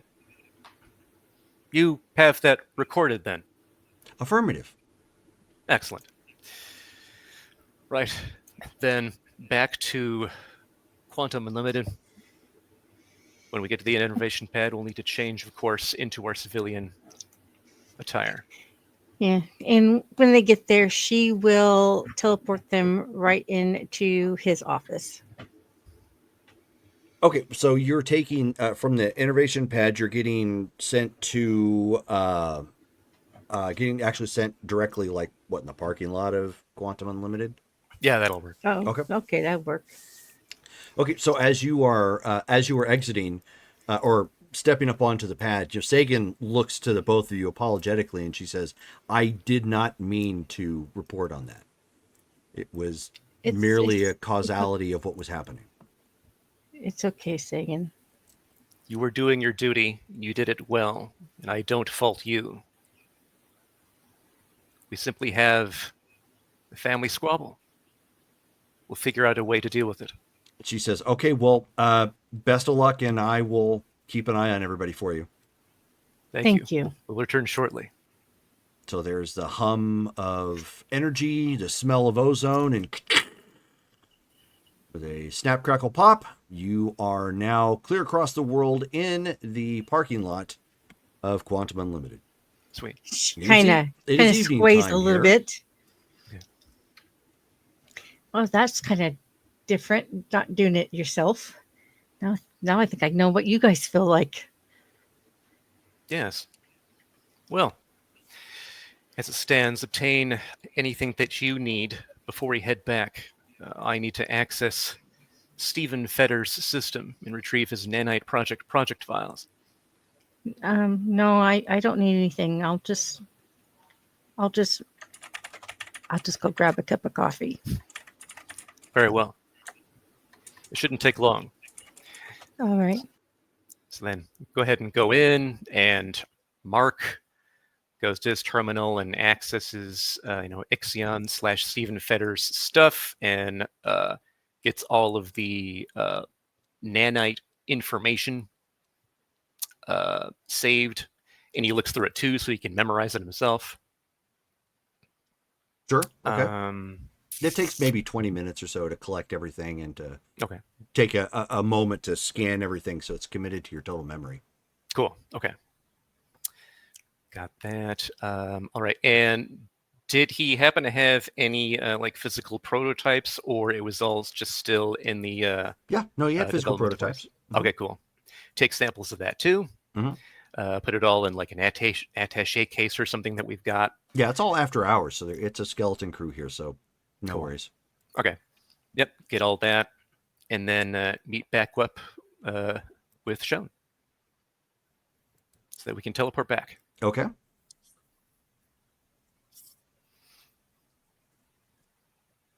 After going through an appropriate protocol, because obviously they don't allow teleportations directly into their nation.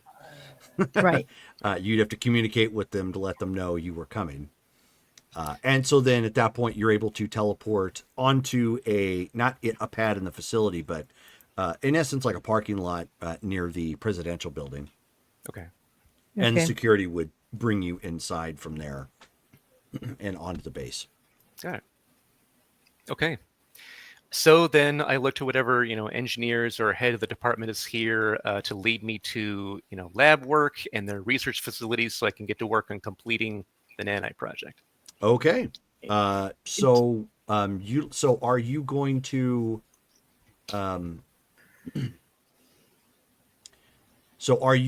tag team with Lightbringer on this, or are you going to try to just hyper invent it? Let's see. Well, she is in quarantine, so she can stay in quarantine, and we can talk between each other. That way, she doesn't spread her contagion. So yeah, I'll stay on. You wouldn't be susceptible to it, though, would you? Right, but she'd have to be entering an area where other researchers and stuff go. Yeah, that's where I'm using all the machinery. You could just put like a fishbowl on her head.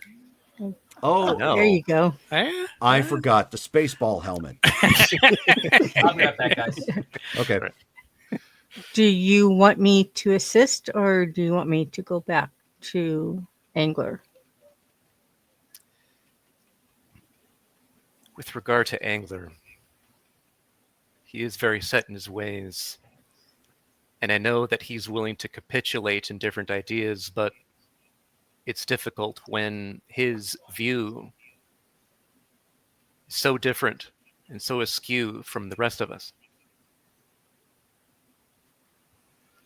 Perhaps it's because I'm not human, but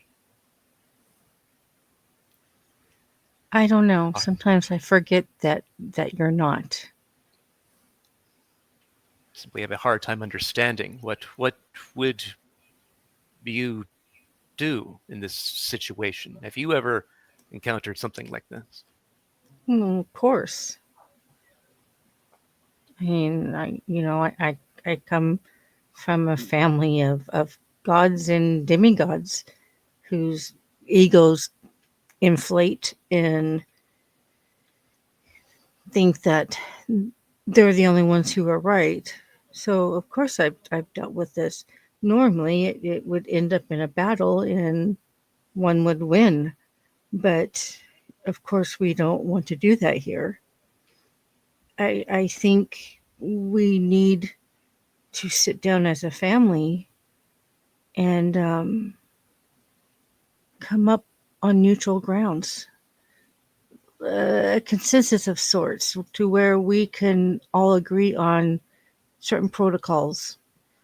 That if we are alone in the base and an emergency happens in town, whether there are other superheroes or not, perhaps we should go and see if our assistance is needed. If it's not, then it's not, but at least we showed up. So we may need to set some protocols. Excellent idea. I mean, I don't fault him for not showing up. I see both sides. You know, yes, Aegis has other agents, and we were all gone, and it was just him. And you know, he may have felt going in by himself was not the best plan. So Shelley, not to interrupt, out of character, but why don't you go ahead and give me a reason check? Okay.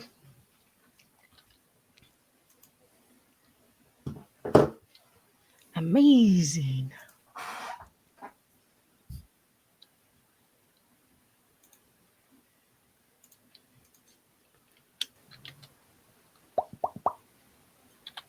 Who did we lose? And I'm going Justin. to re-roll that. See, George, it doesn't just hate you. Um, It hates all of us I equally. would like to use some karma, please, because I think George is rubbed off. You Use some are karma. Don't put this on me. I think the dice roller is the true villain. Do you want to Use some use Carmen. 99 karma? Carmen? well, if Sure, we're how looking about for 100? Oh, geez. 99 Loof Karma. Yeah. 99 If- karma. If Left on the wall. if we spend 25, if you're at amazing, if we spend 25 karma, then that's going to guarantee you a green Yeah. at least. Let's we can do do that. Okay. Yep. Here we go. Ring, ring. Woohoo! Nice. So that Oh, would be wow. probably a Oh, red so that would fee. be it would be a red fee, yeah, 99. That would be So, 99. Sean, you would know, and I've actually brought this up a couple of times in and out of character. That's not how Aegis works. Aegis Works they are a security firm, and they're contracted out by private companies. So unless they had a deal with Shadestone, they would not be the ones responding. That's not how they work. Okay, so we'll rewind. No, I mean And- it could have come to you as a memory, but I'm just letting Yeah. you know that's come up a couple of Okay. times. Just want to make sure that that was still back out there. Actually, now that I think about it, I'll be right back. Sure. I think we are are we the only ones that deal with Aegis? Aegis is a private company. They are not a social service like police, firefighters, or what have you. Right, They are right, superheroes for hire, and they don't automatically intervene in situations unless they're paid to ahead of time. right. So they went automatically. Yeah. Okay. Well, Can I ask what brought this up? I spoke to President Albrecht. As you saw, he brought me into that meeting room. He actually explained that he and his sources are sure that Shadestone had information that would have led to perhaps finding Dr. Rostenkowski, my mother. And Oh, not intervening at that time may have led to the cascading effect of their quantum device that led to all of us being pulled into the quantum reality entity later on. Did you explain that to Angler? No, I wanted to see how he would act generally before being given specific details. Well, perhaps we need to remind him that Aegis will not just run out into the fire unless they're paid first. That's us.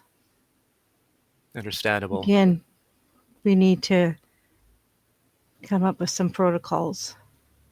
I agree. And maybe if he knows the direness of the consequences of his inaction, maybe that will help. Something definitely keep in mind. I appreciate it. But I think once we get Exion and Carmen back to 100%, you guys call it a family meeting here on Earth. I think that's what we need. Not a superhero meeting, but a family meeting. I agree.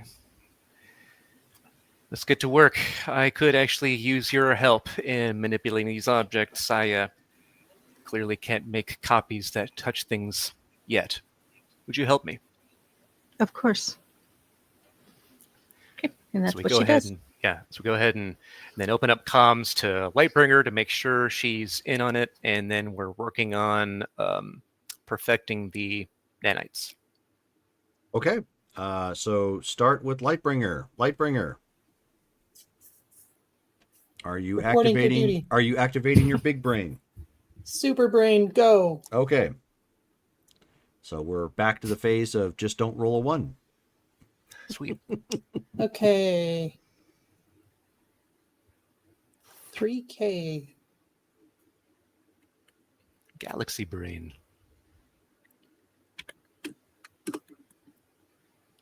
Let's go. I rolled a 16, but it was green. Okay. Just like Ruby Rod Go, would Carmen, say, go. it must be Go, green. Must be Carmen, green. go. So, you sit down You're and at a think class about 3000. When she I activates her activate thing. my hyper intelligence, yeah. Yeah. But it has a point of diminishing returns. Yep. So I can't just keep it active. Right. So Wow. you have particles floating around your head and math equations from math that hasn't even been invented yet. But I don't look quite as confused as the meme. No, you don't look anywhere near as confused as a meme. Right. You look like you're on the hunt for some obscene calculation with a Nike symbol and whatever, algorithms. But yeah, you come up with something that if they build it, it looks like it will be the appropriate size that you guys are gunning for. Because that was one of the big problems Ixion was having. It was a matter of scaling it down.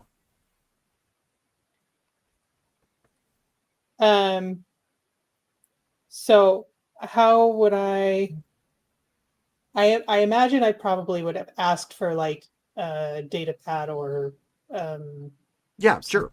paper Or a a whiteboard terminal or of some something. kind, yeah. Yeah. So okay, so it shouldn't be too hard to be able to convey. No. Would it be possible that they could set up like a video where she can see us, we can see her, so she can see what we're doing, she can show Yeah, do they have us? Yep. technology? Sure. Okay, Mhm. so that way she's doing her Sweet. whiteboard, she can hold it up, we can see the formulas, and okay. Nice. Good. Honestly, the hardest part of this game is figuring out like what technology they would have had in 1994.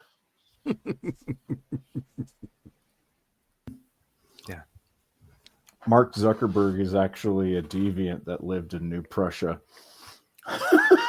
No, he didn't. I mean, he's definitely not human. Have you seen the pictures? I mean, isn't he's- that just how he is in real life?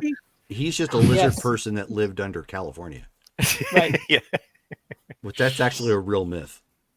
Oh my gosh. The lizard people under LA, yeah. Right. I mean, that's rude, but it's funny. Like in his trial, he's just like, I know, yeah. what do you have to say about that? Like, So you've got the working potential schematics and the breakdown that you would need to actually do it. So Hyperion, go ahead and roll your hyper invention. Okay, cool. Can I use Please use Yes. karma. can I use mechanical engineering as a talent to bump that up by a column Yes. shift? Mhm. Nice. Okay. So that's going to put it currently from an effective UN 100 to a shift X. Oh, Wow, no slouch either. Wow. Yeah, exactly. So shift You can X. spend 81 karma or 85 karma, guaranteeing a red result. Oh. Yeah, I could spend. I could spend 80. Yeah, would anybody mind if like we just made sure this was absolutely awesome? Spend the 80 karma and get a red result. I think Go it's for for it. a good cause. I think it is. Okay. We're doing it. I'll just roll for posterity. Roll, see, SX plus 80. Bam. Hey, look at that. Red result, 158. Dang, son. Heck, Yowza. Oh, we lost George. Yeah, he said Now- his now- internet He died. stepped away. He's That's- rebooting his modem and coming back. His system. We is need to down. do that for our karma. All right, so at this point, you have obviously they brought in metals and tools and equipment and whatnot that you can alloys, I should say, so that you can make this on what would be like a microscopic level at this point.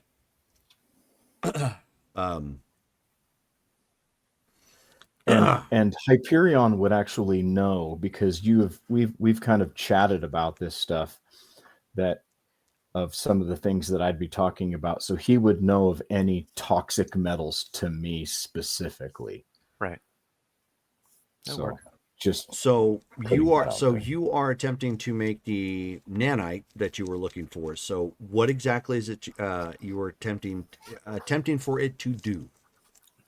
This one is going to be like an antiviral system where you can plug in the specific code of a virus in a person's bloodstream, inject this nanite serum into them, and it will go hunt and help the immune system to hunt and destroy the virus so that we can cure Carmen's Ebola first. Okay. So Lightbringer, roll your big brain again. One down, one column shift. Oh darn. okay, what's down from 3,000? 1,000. 1,000, yeah. A whole lot. I mean, it's been downgraded by a magnitude of, by a 2/3, 66%. But you're still within like the cosmic being range of. Pretty much. Nice red result. So I don't see a result yet. No, wait a second. Roll. I know. I was trying to wish it into existence. Oh. Oh, Did I- Oh, the K has to be I need it capital, I capitalized. think. Yeah. oh, Oh, red Oh, Let's go. so Davey did wish it into existence. thanks, Amy. Oh. wow. I need you to help me on my next exam. He's Yeah. got a real superpower. So you Best cheerleader. so with your medicine and what you have come up with in the previous game about working with Ebola, you have basically worked out what you basically worked out the protein chain and what essentially what should isolate and destroy this specific Ebola chain. You're going to have to bounce that back over to Hyperion so that he can properly encode it. I just will keep- do that. I just Okay. keep on envisioning Brittany walking in to take her test, and they're like, "You can't have anybody else here with you." Oh no, it's okay. He's not helping me cheat. He's just my hype man. I love it. As soon as she gets ready to take the test, Davy's over there. Yeah, Let's go. let's go. Now, is it an area of effect kind of spell? Oh, I or know. Right at that Yeah. Is point, it targeted? and then you have to worry about, is it a bell curve, because he might wreck Oh, it no. just by hyping too many people near We you. all Oh, get yeah. accused of cheating. Like, how did she get beyond a perfect score?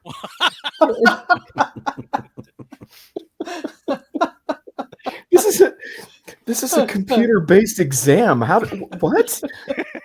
113%. She inadvertently rewrote the code. So for the Hyperion, test. go ahead. You can. Go ahead and roll your hyper invention. Oh, no problem. Thanks for dropping in. So Rochai 09. Met him Better late than met him from the RPG Elite Squad chat. So Cool. they're mostly all big fans of superhero games over there. Got a green feet. Nice. Okay. So at this point, that obviously is, I mean, even though you're still a big brain, not your programming's not really your wheelhouse. Or at least, wait a minute. Do you have computer programming or computers? I do. Oh, then never mind. So yeah, it is. So she has but the medical side of things isn't your wheelhouse per se like that. So you have taken what she wrote, and you have now put it into the programming language that you're going to need for this particular nanite, Cool. and so it can replicate. Nice. Okay. Yeah, set that up and make sure that it can like spread to enough nanites so that when we inject it into Carmen, it'll actually be effective. Jerome, how am I feeling, by the way? How have I been feeling? You're a little rundown, Okay. even after a full night's sleep. Okay. Okay, so they have the working test to inject. Now, the question here is, are you going to wait to see if there is a... Oh, thanks. Mike just subscribed. Thank you very much. Nice. Nice. So are you going to wait for her to be healed, or are you going to proceed on from there and get the jump on somebody else? Can we use the medical scanner on her to like monitor if the nanites are doing their thing to see if there's at least progress? You can, but it's either going to come up negative for Ebola or not, positive or negative. Right. Okay. And you have no way of telling how long that's going to take. Okay. Then While yeah, they were working on fixing that up, he's going to be, because this is taking place over hours and he's not just going to sit around. I'm Okay. assuming it's taking hours to Mhm. to perfect nanite technology. And solve Ebola. Yeah. No, not just Ebola, mutant Ebola designated for superpowered beings. Yeah. No kidding. He's going to, if they let him, he's going to try and see what he can do for Ixion. How so? He's still a biologist. He can take a look at the labs and see if he can't find a resolution for it. If his powers are out of control, maybe he just needs a counterbalance to it, such as extreme heat. Okay. You're going to try and cook your brother. Go ahead and roll your reason then.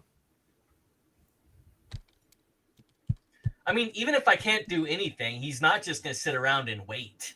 Sure. Okay. I like it. Blurp. I mean, he's a jerk, but he's not that big of a jerk. Reason, you said? Yes. All right, and then I get a column shift for genetics, right? Well, for biology, whichever one you're using. Yeah, I have genetics, so that Goes Okay. from remarkable to incredible. Green feet. Green feet. Okay.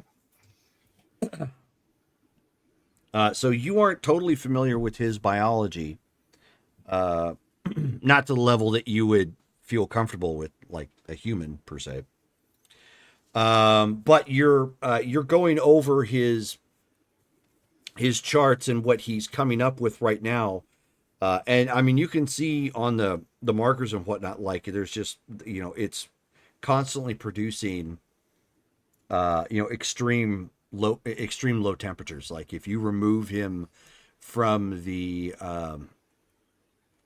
from that inhibitor pad that he's sitting on right now, it would probably take him a matter of 2 minutes or so to promptly freeze the room and start spreading from there.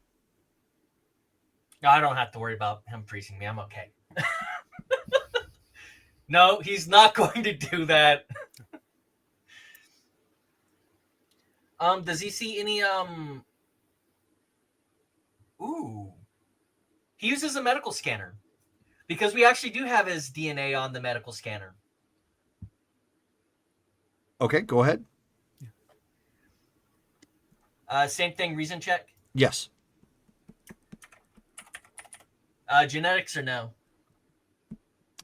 No, not to the medical scanner. No. Okay. Does Just the double scanner checking. give itself just give a column shift to that? I forget. Mhm. Okay. That's nice. why it's. Oh, okay. It would be one or the other.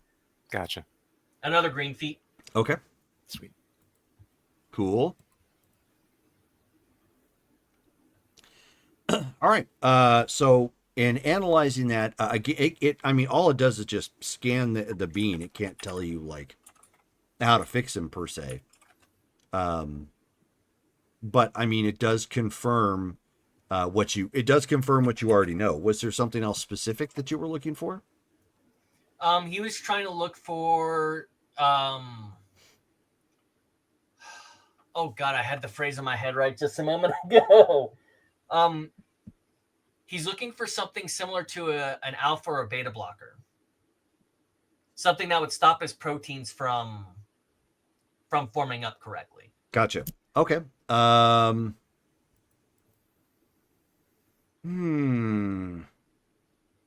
You're actually not detecting anything of that nature.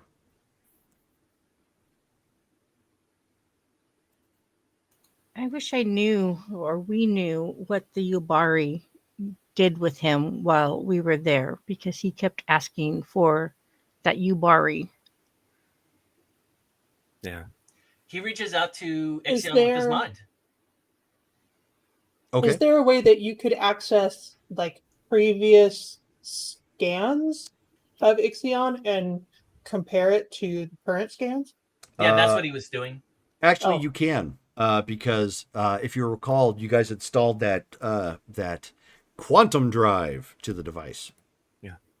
That's right. then, yeah. yeah. The T drive. That's why I meant is he wants to compare old scans to new scans. Sure. Okay. Well, I'll get back to you on that one then. But reaching out to his mind is, yeah, there's something there. Blurp. Nothing to reach out to. Oh no. He will actually report this to the team because he hasn't heard anything about telepathy not working for him. Okay.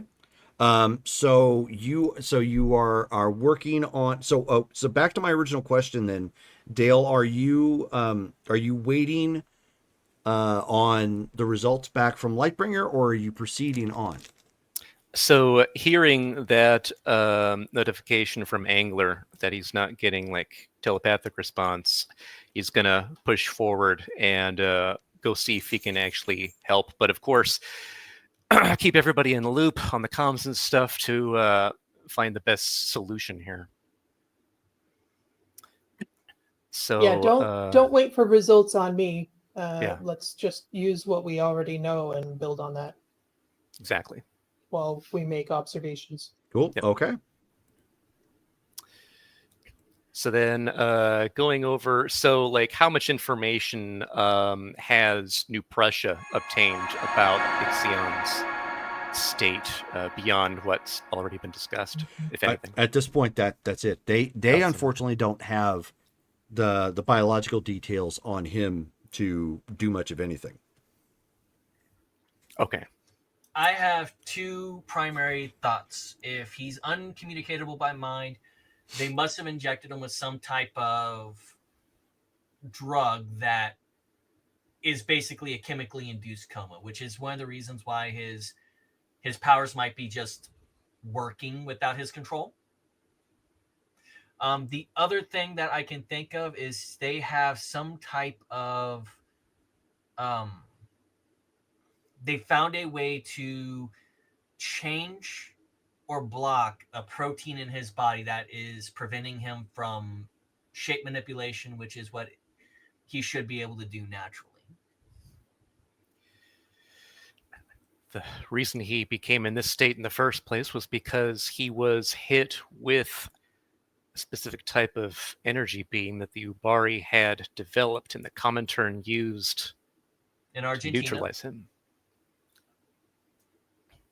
Or wait, they In hit him Russia. with a different... When we were in Transnistria and we were accosted and taken in by the Comintern, he and I were together, but we were hit with different neutralization beams. Mine actually deactivated me for a time, and his forced him into his liquid state. And he's been let that way ever since. There may be some cascade effect that's running out of control at this point. Whatever that beam did to him hasn't been undone. That is a much, much bigger problem in the future. We will have to discuss that. They shouldn't have been able to realize that both you and Ixion have different methods to be taken down. But Blurb. that's a later conversation. Now can I compare the scans between the two? The old scans and the new ones? Okay, that's what I was trying to say. Okay. I keep coming back to what we're doing here for the resolution, and we keep coming right back to another conversation. So you're proceeding on then, correct? Yeah, well, yeah. Yes. Okay.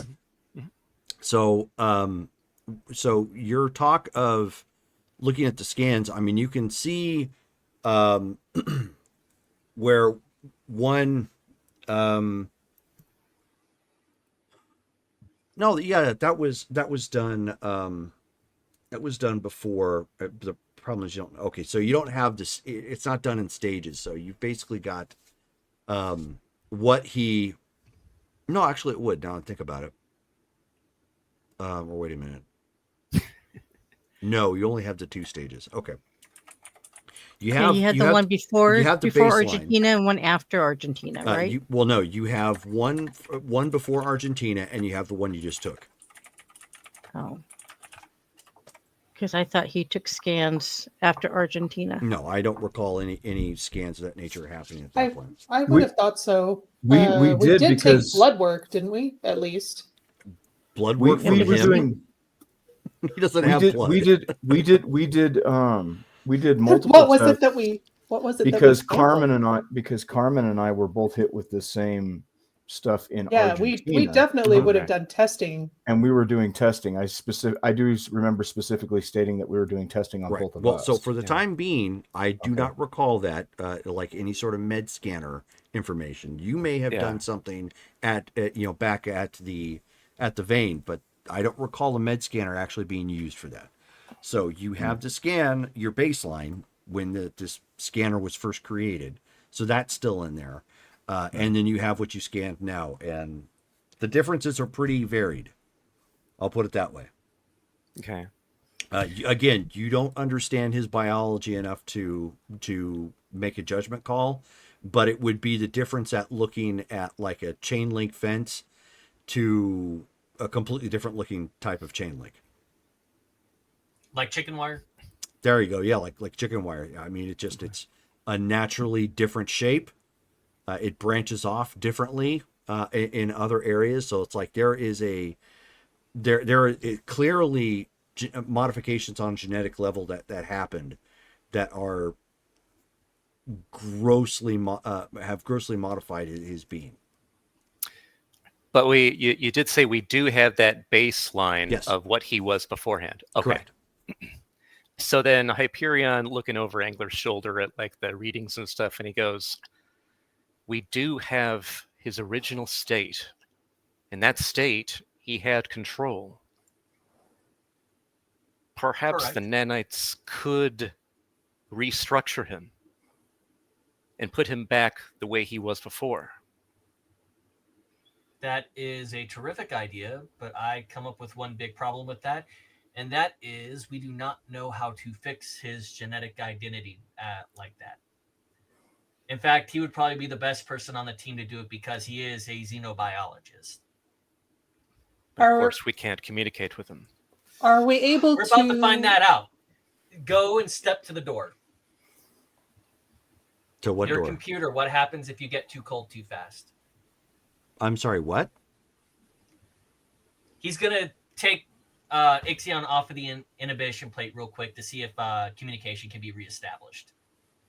Okay, yeah. I mean, as soon as you do that, like the scientists are like, don't do that. And like ice starts to form all around you and it is penetrating your rocket shell if you throw it up.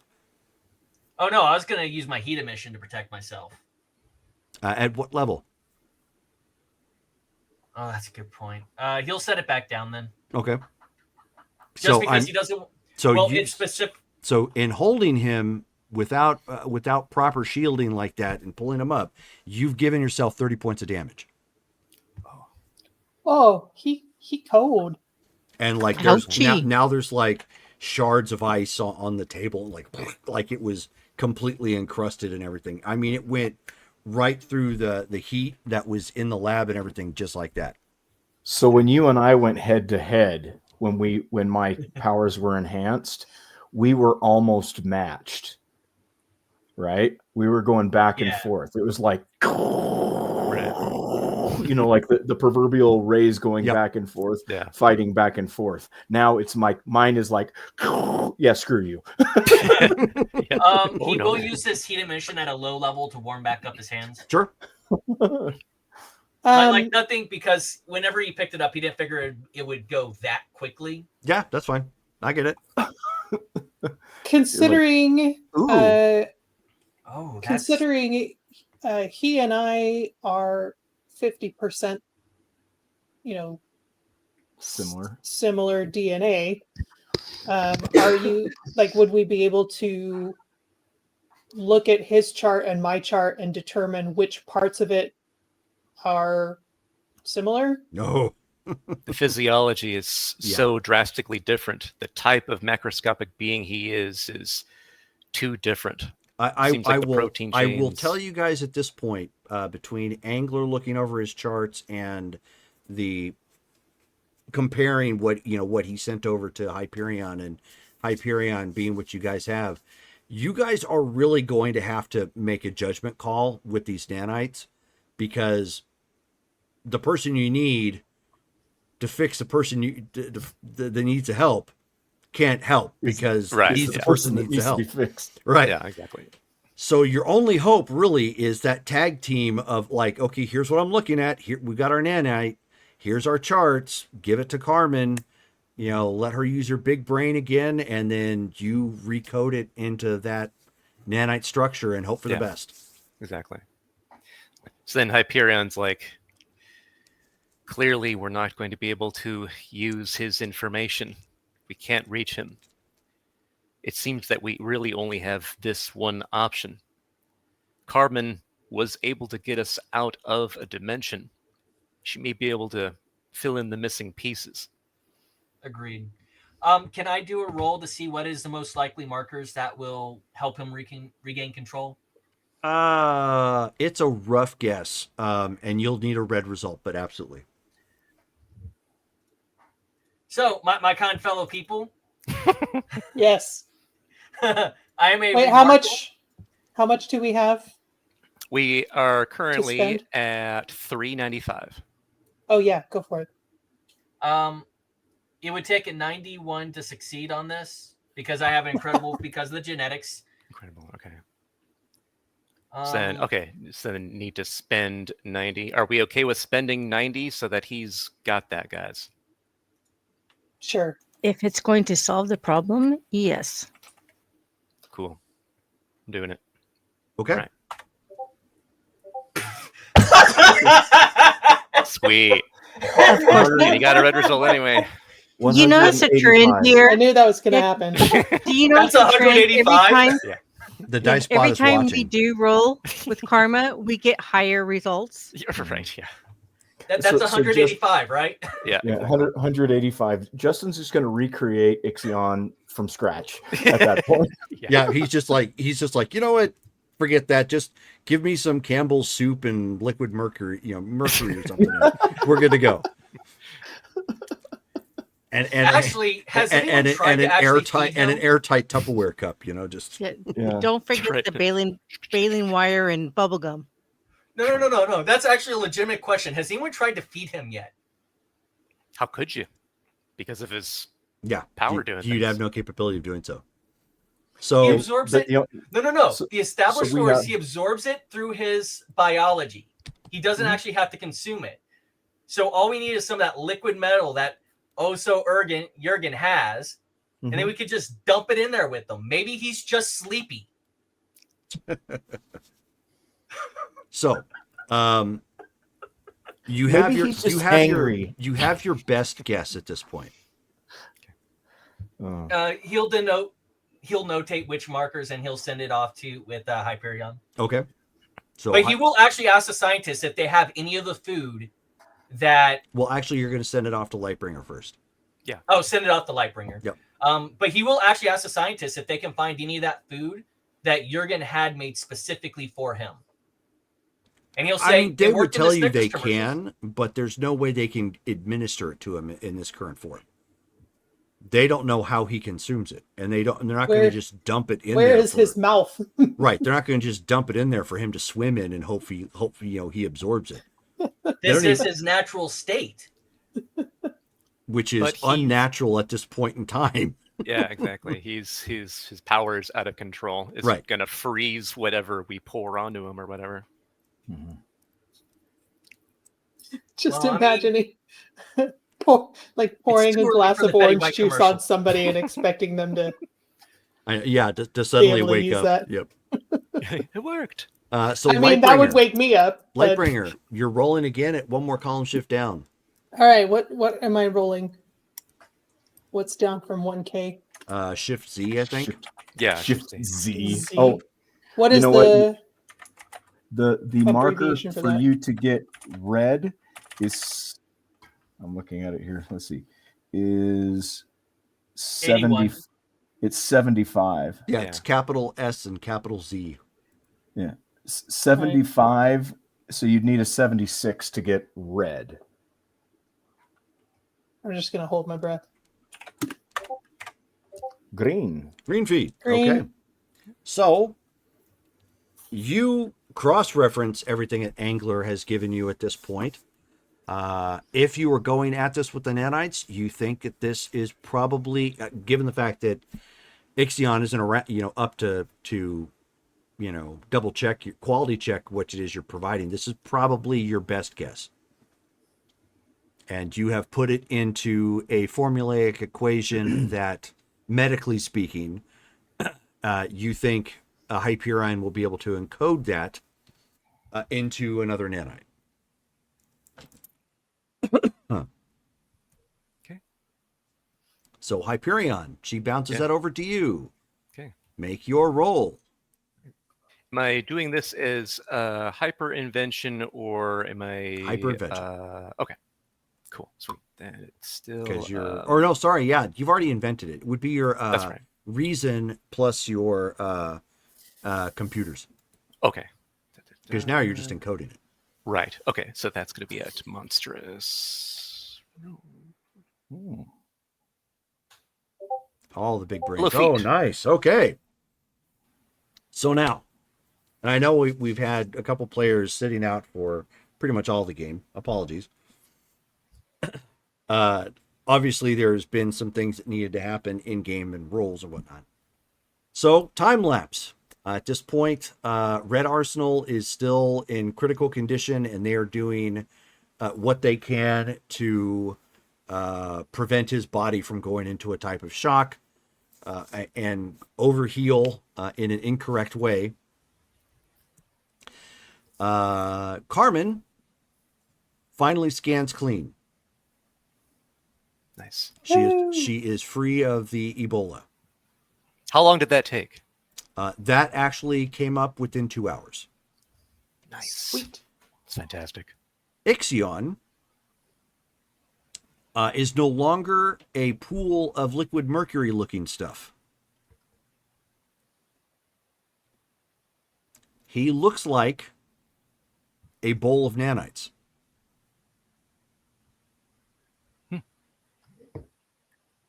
I don't know if that's an improvement or not. What? But he regains consciousness. I look like a bowl of nanites. Yes, you Because do. they're all infused with you.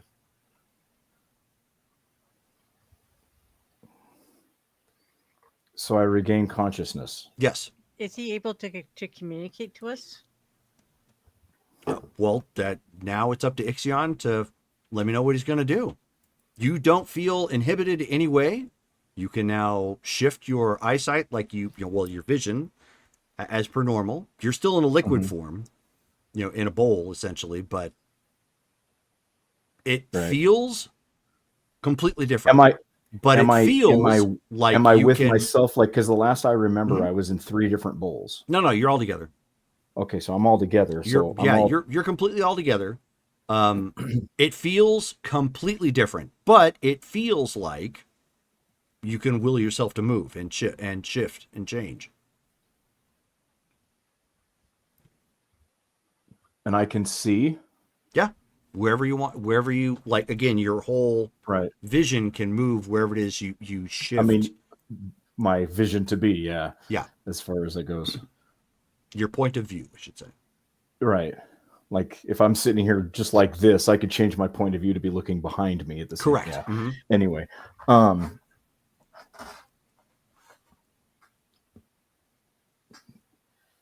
I like basically almost like put a finger up to look at myself. Okay. So like it's like a bowl, but all of a sudden a finger comes up and like I'm just looking at myself like this, basically. So okay, you do that. Uh-huh.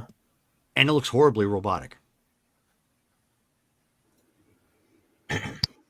And we're seeing that as well, like watching his. Okay. And Hyperion, that pad that he's on, inhibitor pad, should actually still be preventing him.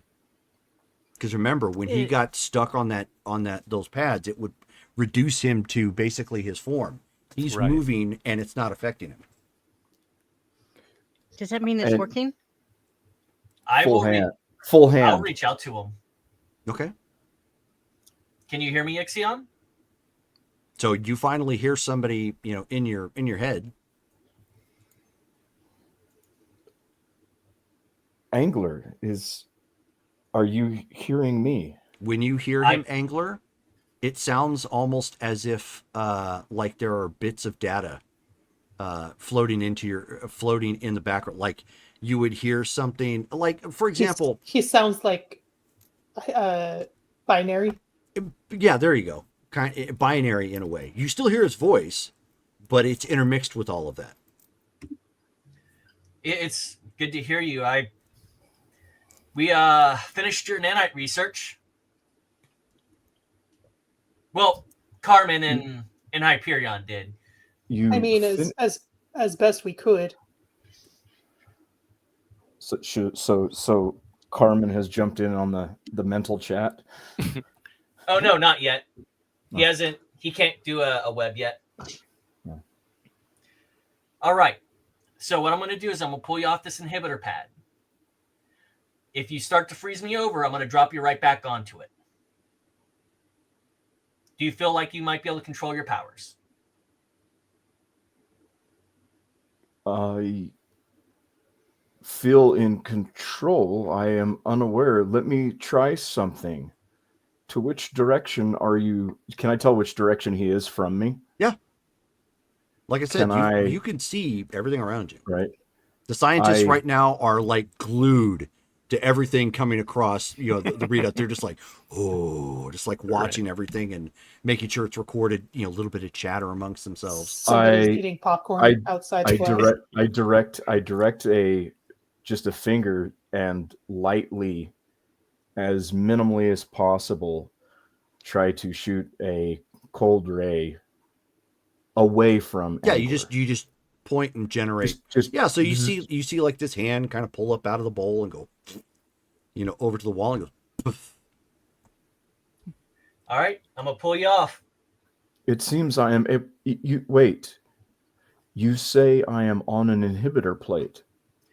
Yes, we How is it possible that I am able to manipulate myself as well as control my powers on an inhibitor plate? I can show you the actual best research I did for your biology in a few minutes, but we basically programmed the nanites to try and repair you. Is that what these are? Yes. So the question is if I pull you off of here, is your body going to do like it's been doing for the last few hours and going straight to hyper freezing everything? So I've been in this state for a few hours? At least. We pulled you out of the Russian prison.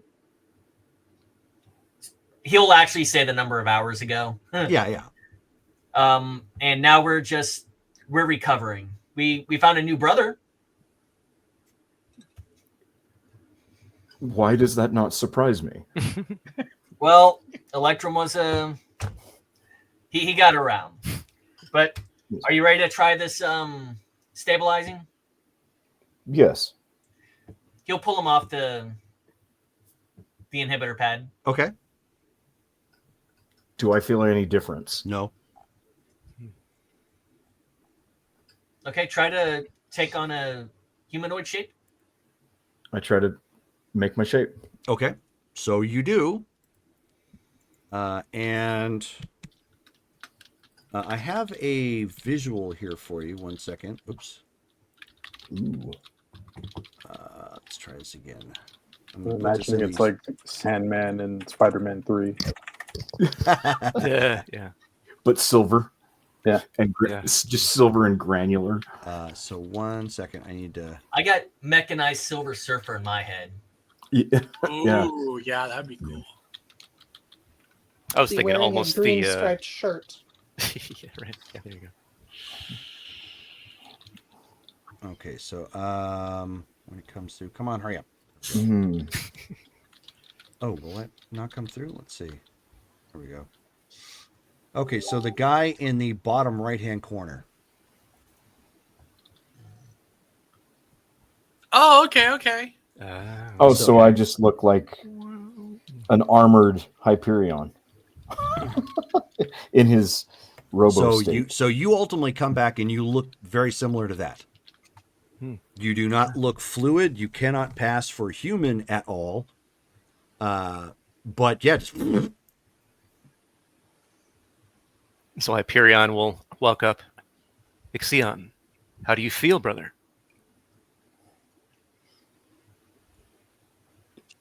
In control, but different. Well, I must congratulate you on being the first cybernetically enhanced Salanth. This is interesting. I look at my hand and I try to isolate some of the nanites from my actual body. Yeah, and see if I can hold them in my palm. Nope. So they're like part of me now. Yeah. This is interesting. In order to return you to your previous genetic state, we needed to make sure that it was completely filling your entire form. It seems to act as like a nanoscopic scaffold for your liquidious shape. Do you feel like you have full control over your shapes? Change it to a spike. Mm-hmm. Do you feel more any like a pain? I do not. Beyond it feeling a little hollow, because it's very different than what you're used to feeling, Mhm. you still feel like yourself. And he does when he speaks now. Mhm. It's not like he did before. Like you can hear that sort of like binary sort of sound behind his voice. Okay. What is I mean, would Hyperion be able to pick up something interesting from that? I mean, Like subtext. am I hearing Oh, what yeah. it sounds like also? My voice seems almost robotic. Hello, my name is Ixion. Oh no! You merged him with the He's all Yeah, he merged all- with the speak and spell. yeah, he merged the speak and spell. We were running out of Hello, material, my and it name was is nearby. Ixion. Yeah. He's got to pull the ripcord in order to talk.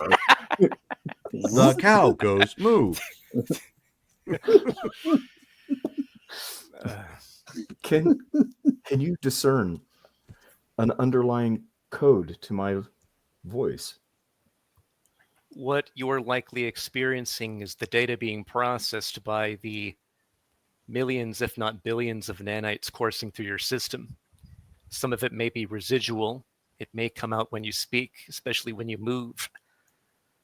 You may, over time, have an ability to control that, although you may want to simply consider that as a permanent feature. But given that it seems the rest of your qualities have returned, and you seem to have now a special resistance to this nullification effect.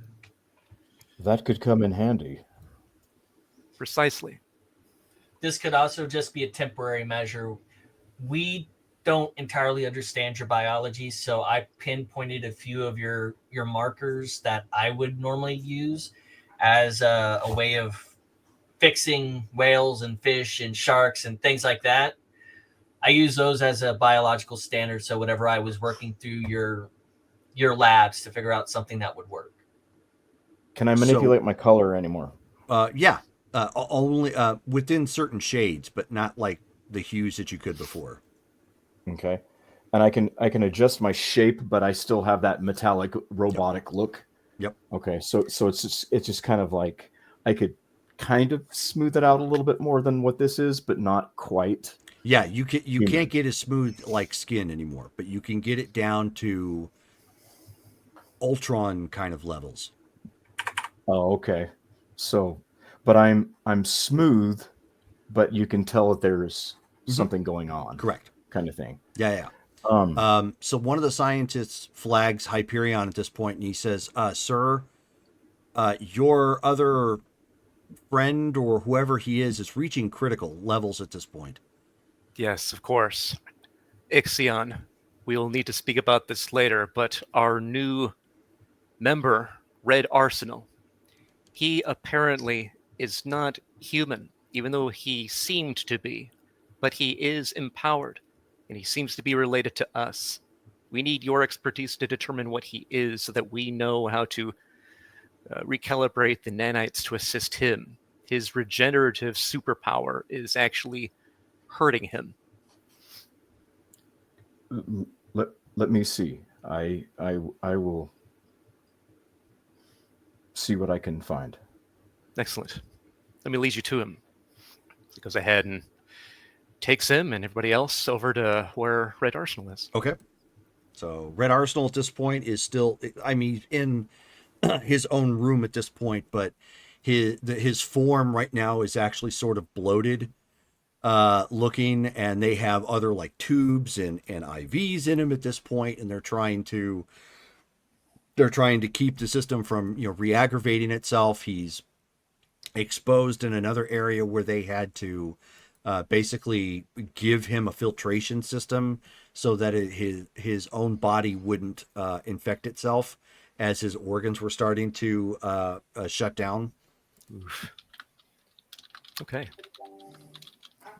As you can see, he's in dire straits. As they said, he's in critical condition. He has been for hours. We need to act quickly. Have we already used like a medical scanner, or has New Prussia scanned Red Arsenal's like DNA or anything like that? I mean, yeah, they've already done that. That's how they Okay. isolated the fact he's not human. Oh, okay. Yeah, that makes sense. Okay. What information do you have? Hyperion on a nearby terminal goes ahead and pulls up the scans of his genetics. Here, clearly he is not human. Have you seen his type before? Examine the biology and see if that's something that The a problem bell. the problem you're facing here, Derek, is that they're using equipment that is not it can't accurately scan what he is. They just know he's non-human. So you're going to need your equipment from your ship in order to do that. This is insufficient. I need my ship. I wonder. Was I not able to communicate with my ship to a degree? No. Mm-mm. No. Mm-mm. I wonder if I can do that now. I'm with this stuff. I'm just going to try to see if I can't, like, knowing what I know of my ship and knowing what I know of other things. No, unfortunately, see, you're not sensing any sort of connection. Okay. Oh no. Is it possible for me to teleport to my ship? Wait, Yeah. did you say we are in New Prussia? Correct. We are in a type of agreement with them to share technology in order to save us and deal with the oncoming threats, the Ubari and so forth. It was a necessary move. But we can get to your ship if you need materials and equipment from it. We could even bring, I think, the ship here. That is what is absolutely necessary. We could ask President Albright if he can teleport it. It might be more successful. Give me a blood sample of our new brother, and in the time that it takes for us to get here, I can be starting the process. Sure. I mean, they've already got that, so that's not a problem. Mm-hmm. Yep.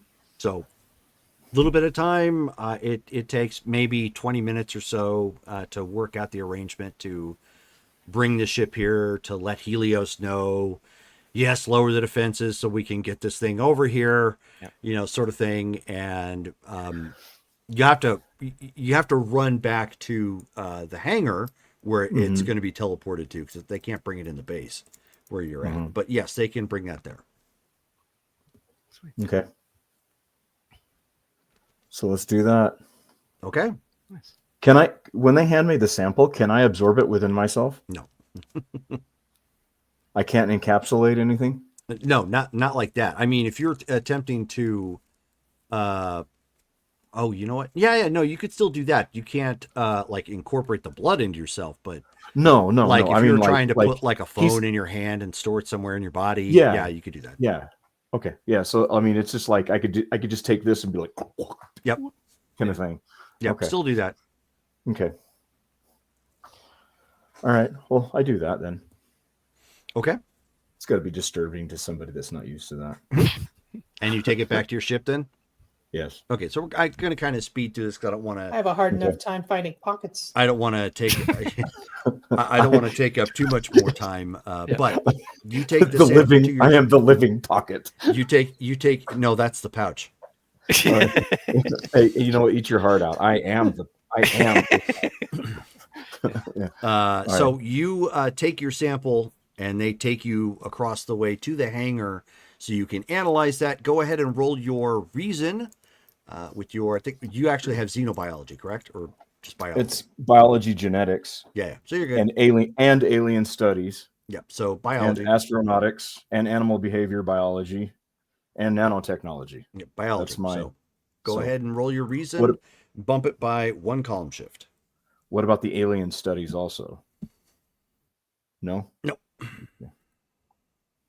Okay, so you said my reason and bump it? Yep. So RM to incredible. Blah blah blah. I did Green. not say blah, blah, blah. So green I'm a feet. gringo. So there are obviously some abnormalities here, which are denote the deviant gene, which you've already accommodated for, because it's clear he is a child of Electrum. Mm-hmm. So you're already isolating that. However, your system pulls up that he is half Olinar. Olinar. Mm-hmm. Of course. Olinar. Olinar. All in R. All in R. R. That makes it He's sound all- like he's the first alien rapper to Oh, hit platinum records. Just saying. Yeah, all dash in dash R. Yeah, there you go. He just drops down out of the stars. And, what's up, y'all? I'll be right back. Air horn. Yeah.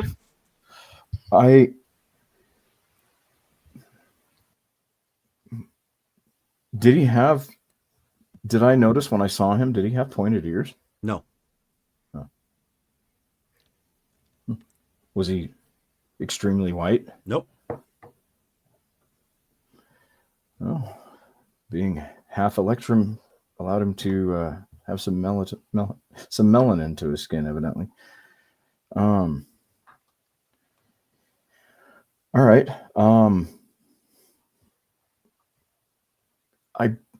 He's coming up as half Olinar. Who are they? They are space elves. Like Tolkien Come again? elves? Say that one more time. They are space elves. It's what they are referred to as. They typically have pointed ears, and they are Like Santa Claus elves? No, I think he's saying Tolkien elves. like I don't know who Tolkien is. He's Tall. a fantasy writer. Relatively tall, thin, agile, with pointed ears and impressive dexterity. Oh, so not the short, squatty things that I saw all over for Christmas. No. Oh, No. okay. They are typically a tribal race. I'm wondering that most of the worlds that they inhabit are of Arctic climate. I wonder if we turn down the temperature, it will aid in stabilizing him. Hyperion goes ahead and asks the scientists to see if they can lower the temperature in whatever chamber that he's in. I mean, they can, but it's air conditioning, so Oh, okay. there's not going to be a huge variation. Okay. Ixion, you're up. I can aid in that. So once we get back, are we Okay. time lapses? Are we back now? Mhm. Okay. Then I go in there and watching very closely to the monitors that are monitoring his vitals. Okay. I radiate. I don't cast. I don't beam. Nothing like that. I just radiate. Cold manipulation. No, I know. Cold manipulation. Yeah. Just enough to take it down. Sure. Maybe not quite freezing, but I want to see what his vitals do. But you're trying to put him on a chill. Yes. Yep. No problem.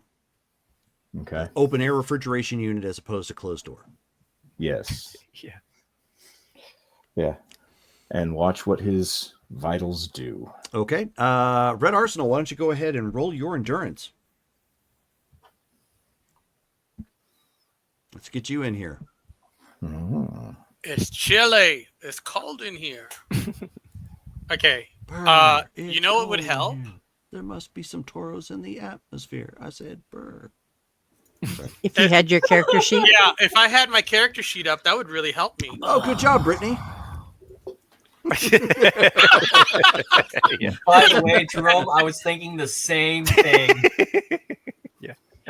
Oh my. Oh man. Okay. IN 40, so I just go IN then. Mm-hmm. Green, let's Green. go. All right. So Yay. his vital signs appear to be straightening back out. Obviously, the regenerative properties are slowing down at this point, and you start to see his skin begin to pale. Okay. But his vitals are coming back down into or up or down into a reasonable Into a safer range, yes. into a safer range. Huh. Just as I thought. His body is reacting to the natural climes that his half race is used to. Do you think that's all that'll be necessary? I do not know. I will need to do some more. Go ahead and roll your reason at this point, Derek. Okay. One column shift up for biology. As you are, now that you know what he is, you can properly assess what's going to need to happen. Okay. So for just one up for that one, right? Yep. Okay. Sure. Green. Okay. So you can tell that even if you left it at this, his regenerative capability is still going to eventually kill him. You're going to have to help him. And it looks like the only method of doing so, short of actually having an Alinar to do organ transplants with, is cybernetics of some kind. Let's go. Yeah. Because what had happened to him? His arm was ripped off, correct? Among other things. His arm was ripped off. He was beaten with it. His internal organs are a mess. His skeletal structure, is fragmented at best and is healing incorrectly. I would assume that Hyperion, you programmed the nanites. With Lightbringer's help, yes, in order to give them different properties and tasks. I will need you to interface with the ship and get all of the information you can about the Alinar that I have in my database. And along with the deviant gene, I would assume doing something very similar to what you had with me, but with the nuances for his specific biology. So we just need to repeat. So we just need to repeat what we did. Do you think the nanite solution will actually help restore his entire body? This is slowing him down, his degenerative path at this current point in time. The cold is slowing it down, which is natural for cold, but it has stabilized him, and he is in a much stronger state than what he would be at a higher temperature. I can lower the temperature more if absolutely necessary when we see his vitals changing if necessary. However, the only path that I see that will assist him will be through some sort of cybernetic or quite possibly nanotechnic solution. I'll head to your ship and absorb that information as rapidly as possible. I wish we had will something like Moshpit's arm. Yeah. Be really useful right Yeah. now. Well, So I want his arm. Like Rocket Raccoon. I Yeah, think right. I think that's something we could work on later on replacing his arm. I will head back and start getting stuff ready for you to do your thing. The interface with a potentially fully cybernetic arm would go a lot smoother with the nanotechnology. Whether or not the nanotechnology would be able to function as his arm is unknown at this point. However, this will at least stabilize him indefinitely if done properly. Understood. Let's see what we can do then. So Hyperion heads to Ixion's ship. He reads through all of the All-in-R information to memorize all of that. Okay. And then heads over to Lightbringer to show her that info too, so that we can put our big brains together and recode the nanites for one more solution. Okay. So, Lightbringer, What column shift am I at now? you're down one more. So it was column shift Z. So you're now column shift Y. Or I should say shift Y.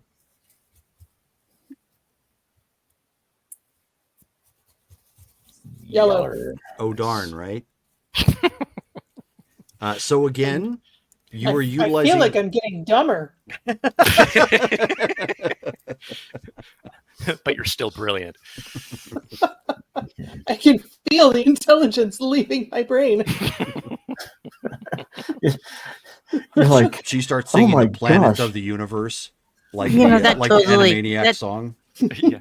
That totally depresses Shone. I can't see sound anymore. So, tasting Lightbringer. colors is no longer an option. I know. So, Lightbringer, once again, you have taken the information that you've been provided to help to biologically recode, what needs to happen for the, keep trying to call them symbiotes. They're not. The nanites. The nanites. Nanites. And so now it's up to Hyperion to encode that information. Okay. All right. Wow. Red feet. Oh, wow. yeah. Wow. The white paper on this project is going to be lit. So, now if I understand, so let me understand what it is that you're doing with the nanites to the body. So ultimately, see if they can do something similar to what we did for Ixion, because if all of his body is damaged and it's affecting all of his cells, to see if it can work in tandem with his regenerative power to calm that down, to put him back, Mm-hmm. and see if that can also help him to regenerate his arm, or see if that does something there too. Okay. So here is ultimately so that way we can kind of get through this particular part. So, his regenerative powers will actually fight against the nanites because it's attempting to forcibly move it in a way it's not wanting to move. Okay. The nanites, however, in their encoding and eventually as they start to multiply, are overpowering that. Which means he will live, but he's a shell of himself. It's not going to regenerate the arm, and it's not going to fully repair his organs and skeletal system. Okay. But have we then stopped his regeneration from hurting him at Yes, the very least? 100%. Okay. So then seeing that and monitoring that process. He is going to need replacements at this point. Okay. And it basically something beyond what the nanites can provide, which in this case is cybernetics. Okay. So yes, Hyperion's looking at that. I have a question, Hyperion, Yes. because he is half of our father. Do we know our father's makeup? Is he half human? I guess I never really asked exactly what our father was. That's As a far good as we question. know- I'm not sure I ever asked either. As far as we know, everyone has been referring to him as the last Dexamite. So he is either full-blooded or at least mostly of that genetic makeup, it would seem. He's That's half right. alien and half alien. But in this case, Well- for Red Arsenal, at least his power has stopped actually inadvertently consuming him, but he is going to need replacements. The nanites themselves, due to his regeneration, won't work in tandem with that. We'll have to have something installed. So, because we do not have either species to take from, are we looking at creating new organs and skeletal for him? We would need to replace whatever he's lost and whatever's broken beyond repair. Well, And would they need to be? I mean, human is the easiest that we have here, but But what if he's not human, though? Well, Right. The skeletal's easy. You can do that with rods and pins for his skeleton, and just What put about- titanium in him. He just can't go into an MRI machine. what about the organs, though? That we is would a need good to question. see what New Prussia has available. And he looks to Dexamite the organs? well. He looks to the scientists that are. I'm assuming there's other New Prussian scientists. Still Oh yeah, there. yeah. They're Okay. again, I mean, they're does all he even really have taking in this normal information. organs? Their faces are pressed up against the window. Yep. So then he goes out there and he's like, it seems that we have stabilized his regenerative qualities, but our technology can't restore what he's lacking at this point. Does New Prussian science have any way of giving him some sort of cybernetic replacements for what he's lost? Well, I mean, the chief scientist, the same guy that has dealt with Angler in the past.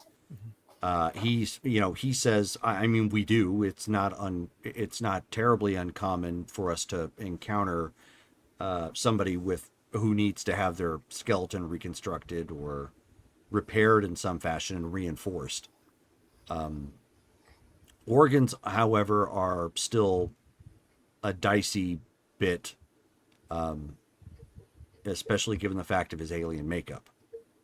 I'm confident, though, that if you lead the direction, we can provide something for him. We just need to understand the organs that we're replacing. What Of course. what about some kind of a transplant, or take some kind of a biopsy from one of us and use that to grow whatever he needs? Well, that is possible. However, you're basing that off of humanity. True. We don't know how exactly that would or would not work. Would it be too efficient? Would it be inefficient and require another transplant again at a later time? True. Or You would it are just effectively- reject outright? You are effectively trying to take one species and transplant a similar, Right. even in function, organ into it. Not Big unlike hearts. not unlike your porcine animals, pigs, are the closest to humans as most other animals on this planet. The transplant success was always minimal at best, and was always accompanied with some sort of medication that would prevent the human body from rejecting said organs. But it is not impossible, just highly improbable at this point, especially because of the differences in biology. That's Jerome, what I was afraid of. Based on like what Ixion knows and what Hyperion's learned from the database on his ship, would we be able to determine which organs he's missing and Oh, yeah. what their function is? Mhm. Okay. 100%. So then Hyperion And he is doesn't like, have like any. He doesn't Okay. have like any extra organs. So Nope. okay, He is Just the not a same- space marine, then The, cool. the normal ones. right. Yeah. Just the normal one. He's an organ warehouse. He has like 3 hearts, four spleens. I mean, cows have 4 stomachs or something. sorry, Dale. And Krogans So have then- Continue. quads. Yeah. And one of them is like this big. Is there somewhere that we have access to that might possess Alinar genetic information? No, Like, short of the ship. That's the only place you've got that. no, but like, I mean, yes, the ship, but what about that star guy? Collapsing star. Yeah, him. You think he could get us that information? Or maybe the Ubari that Ixion was working with. Do you Well, think they might have? Out of character, to speed this up, that would take too long. Yeah, It's an idea, but if you had more time, you could do.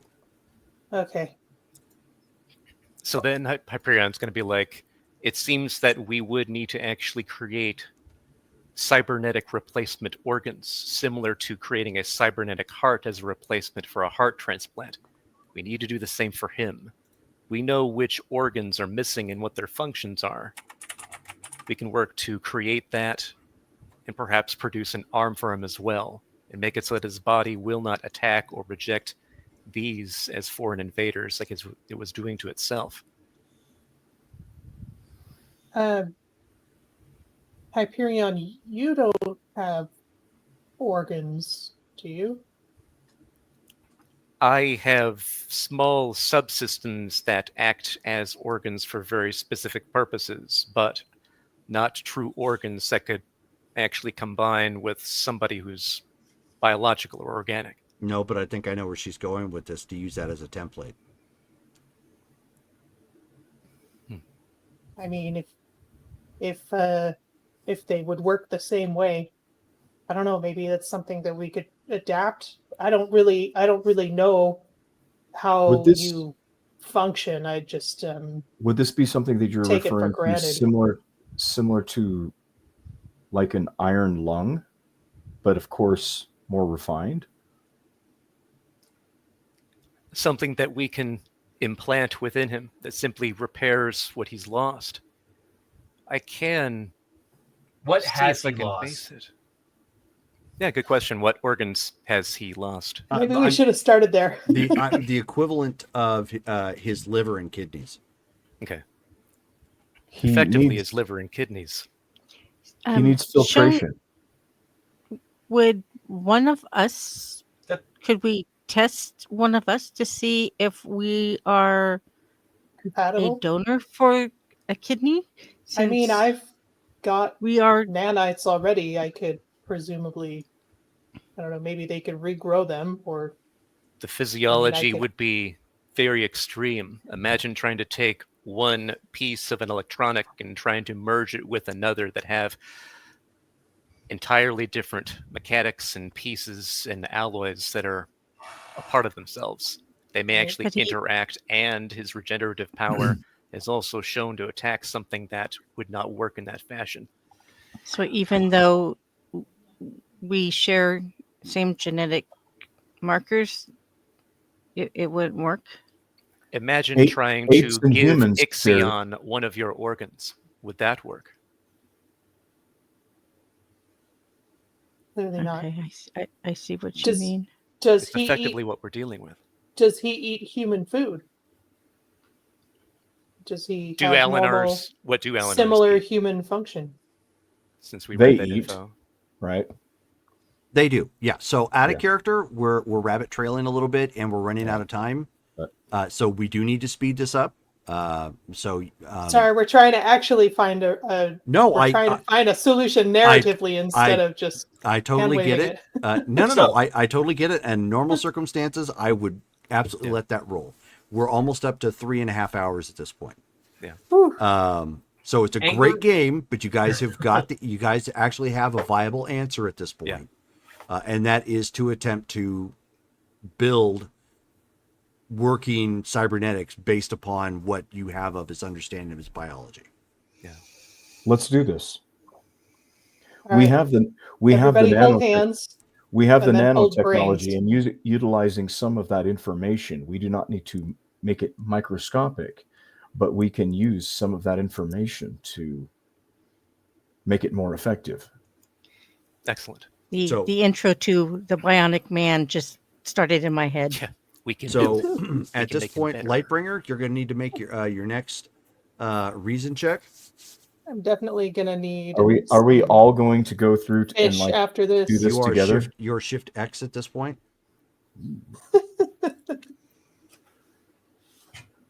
Oh my gosh. What will you do? I'm gonna re-roll that. No. Wow. Okay.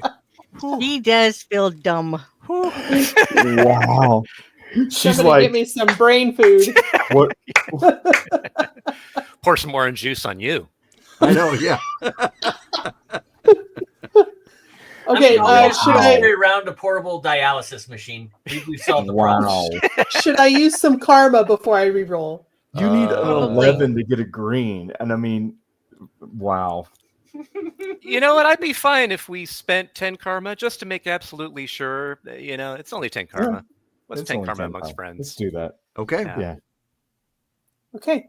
Just gonna How roll do like I a- do I just say Just- plus Just Just say 10? roll then it. plus 10 afterwards. Yeah. Yeah.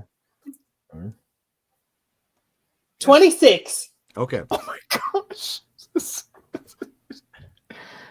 Just wow. Yep. So you cut that one close. Okay. So I'm With- getting tired. This is my like sixth miracle today. Yeah. 6. Yeah. She's like, she's already walked across the water the ocean a couple of times. She's kicked several fish. What more does she yeah. what more do you want How her many to do? times do I have to revolutionize medical science? God. And it's not even lunchtime. I know. Yes, I actually turned water into wine. Right. It's just a simple chemical compound.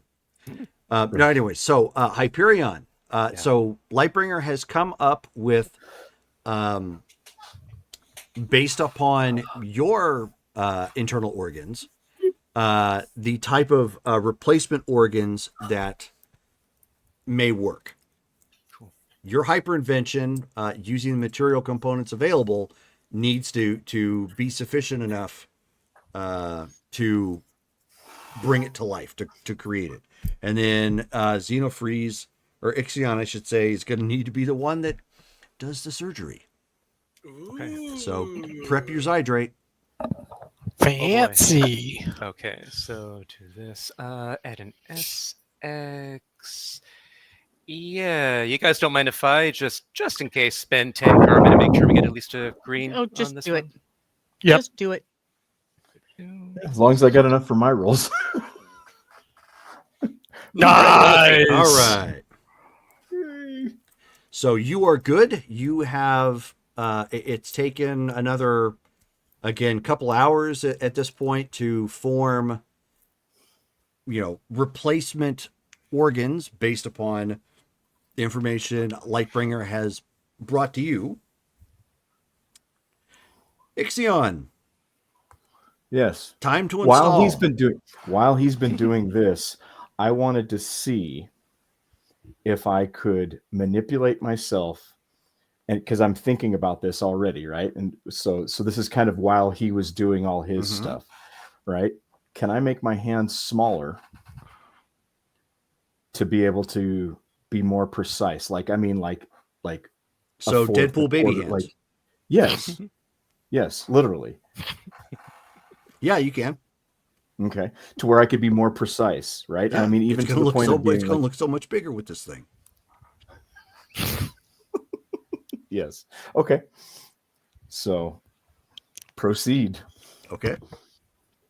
What am I Go rolling? ahead. You're rolling your. At this point, you're actually installing them, so it's your dexterity, and you'll add your biology. Agility. You mean my agility? That's what I said, didn't I? Dexterity. Yeah, agility. Okay. So It's dexterity related. Dang it. It's that's EX20, and you said plus. Do you say plus what something? Yeah, for your biology. Okay, so if I'm going EX, I'm now remarkable. So I need at least a 35 to go green, or I need at least a 36. Please spend 36 karma. We'd be fine with that. Okay. Use it. Use it up. Not roll. roll. What did I say? RM. Where's the plus? Plus, what did we say? 36? 36. Make it 35 because then you only need a 1 to get a green. Right. Okay. Let's go! Yes! Red feet. 126. So I actually, what did I get with that? That was like, So you rolled a I- 91. Wow. so that was the last block of yellow before red, but yeah. Woohoo. Okay, so I still Baby went at the hands to the 185. rescue. you install them accurately, and that is where we're going to stop for the night. The rest of the day at this point, rolling into evening time at this point, are the scientists at New Prussia taking over to follow up with the repair work, to infuse his bones with cybernetics to keep them in place, like kind of like an internal exoskeleton, and of course monitoring the new implants to ensure that they're doing what they need to do. And with Hyperion's oversight, they are installing a brand new cyber arm. Let's go! Woohoo! Yes! So I apologize that we had people sitting out for large chunks of the game. I actually don't like doing that. This is one of those situations where we had to get a couple of things resolved in game so that everything else could come together. And of course, it was the There's a lot of ground to cover. first Yeah. game of season 4. So Yeah. I hope you guys had fun. I hope you guys liked the reveals that were. Yes, we have Georgie with us. Yay. Another brother Yep. from another I'm mother. so happy about that. Quite literally, another brother from another mother. Yep. What did she No- say? A no- sib from another crib? Yeah. Very nice. I'm So- no longer I'm no longer blurping. Yes. This is true. This is true. So our next Unless game I for this want is to. going to be April 13th. So next week we have got Cyberpunk on Wednesday, and on Thursday we have Street Fighter. Street Fighter. Both of those at 7 p.m. And that's the 3rd and 4th, respectively. And then we'll be back on the 12th and 13th with Vampire the Masquerade and more Marvel superheroes. So Don't thank you guys forget all for tuning Star in. Wars. You forgot Star I Wars. forgot Star Wars. And yes, it's Star Wars. Man, how could I forget that? And I On got the 10th. my headgear. Oh, yeah. Did it Oh, come good. in? Yay! Yes. Nice. I can't wait to I'll see take a it. picture of it. I'll take a So, picture. thank you guys all for tuning in, hanging out with us. Those who popped in and chatted with us for a bit, new and old. And we will catch you again next time. Good night, guys. Nice. Peace.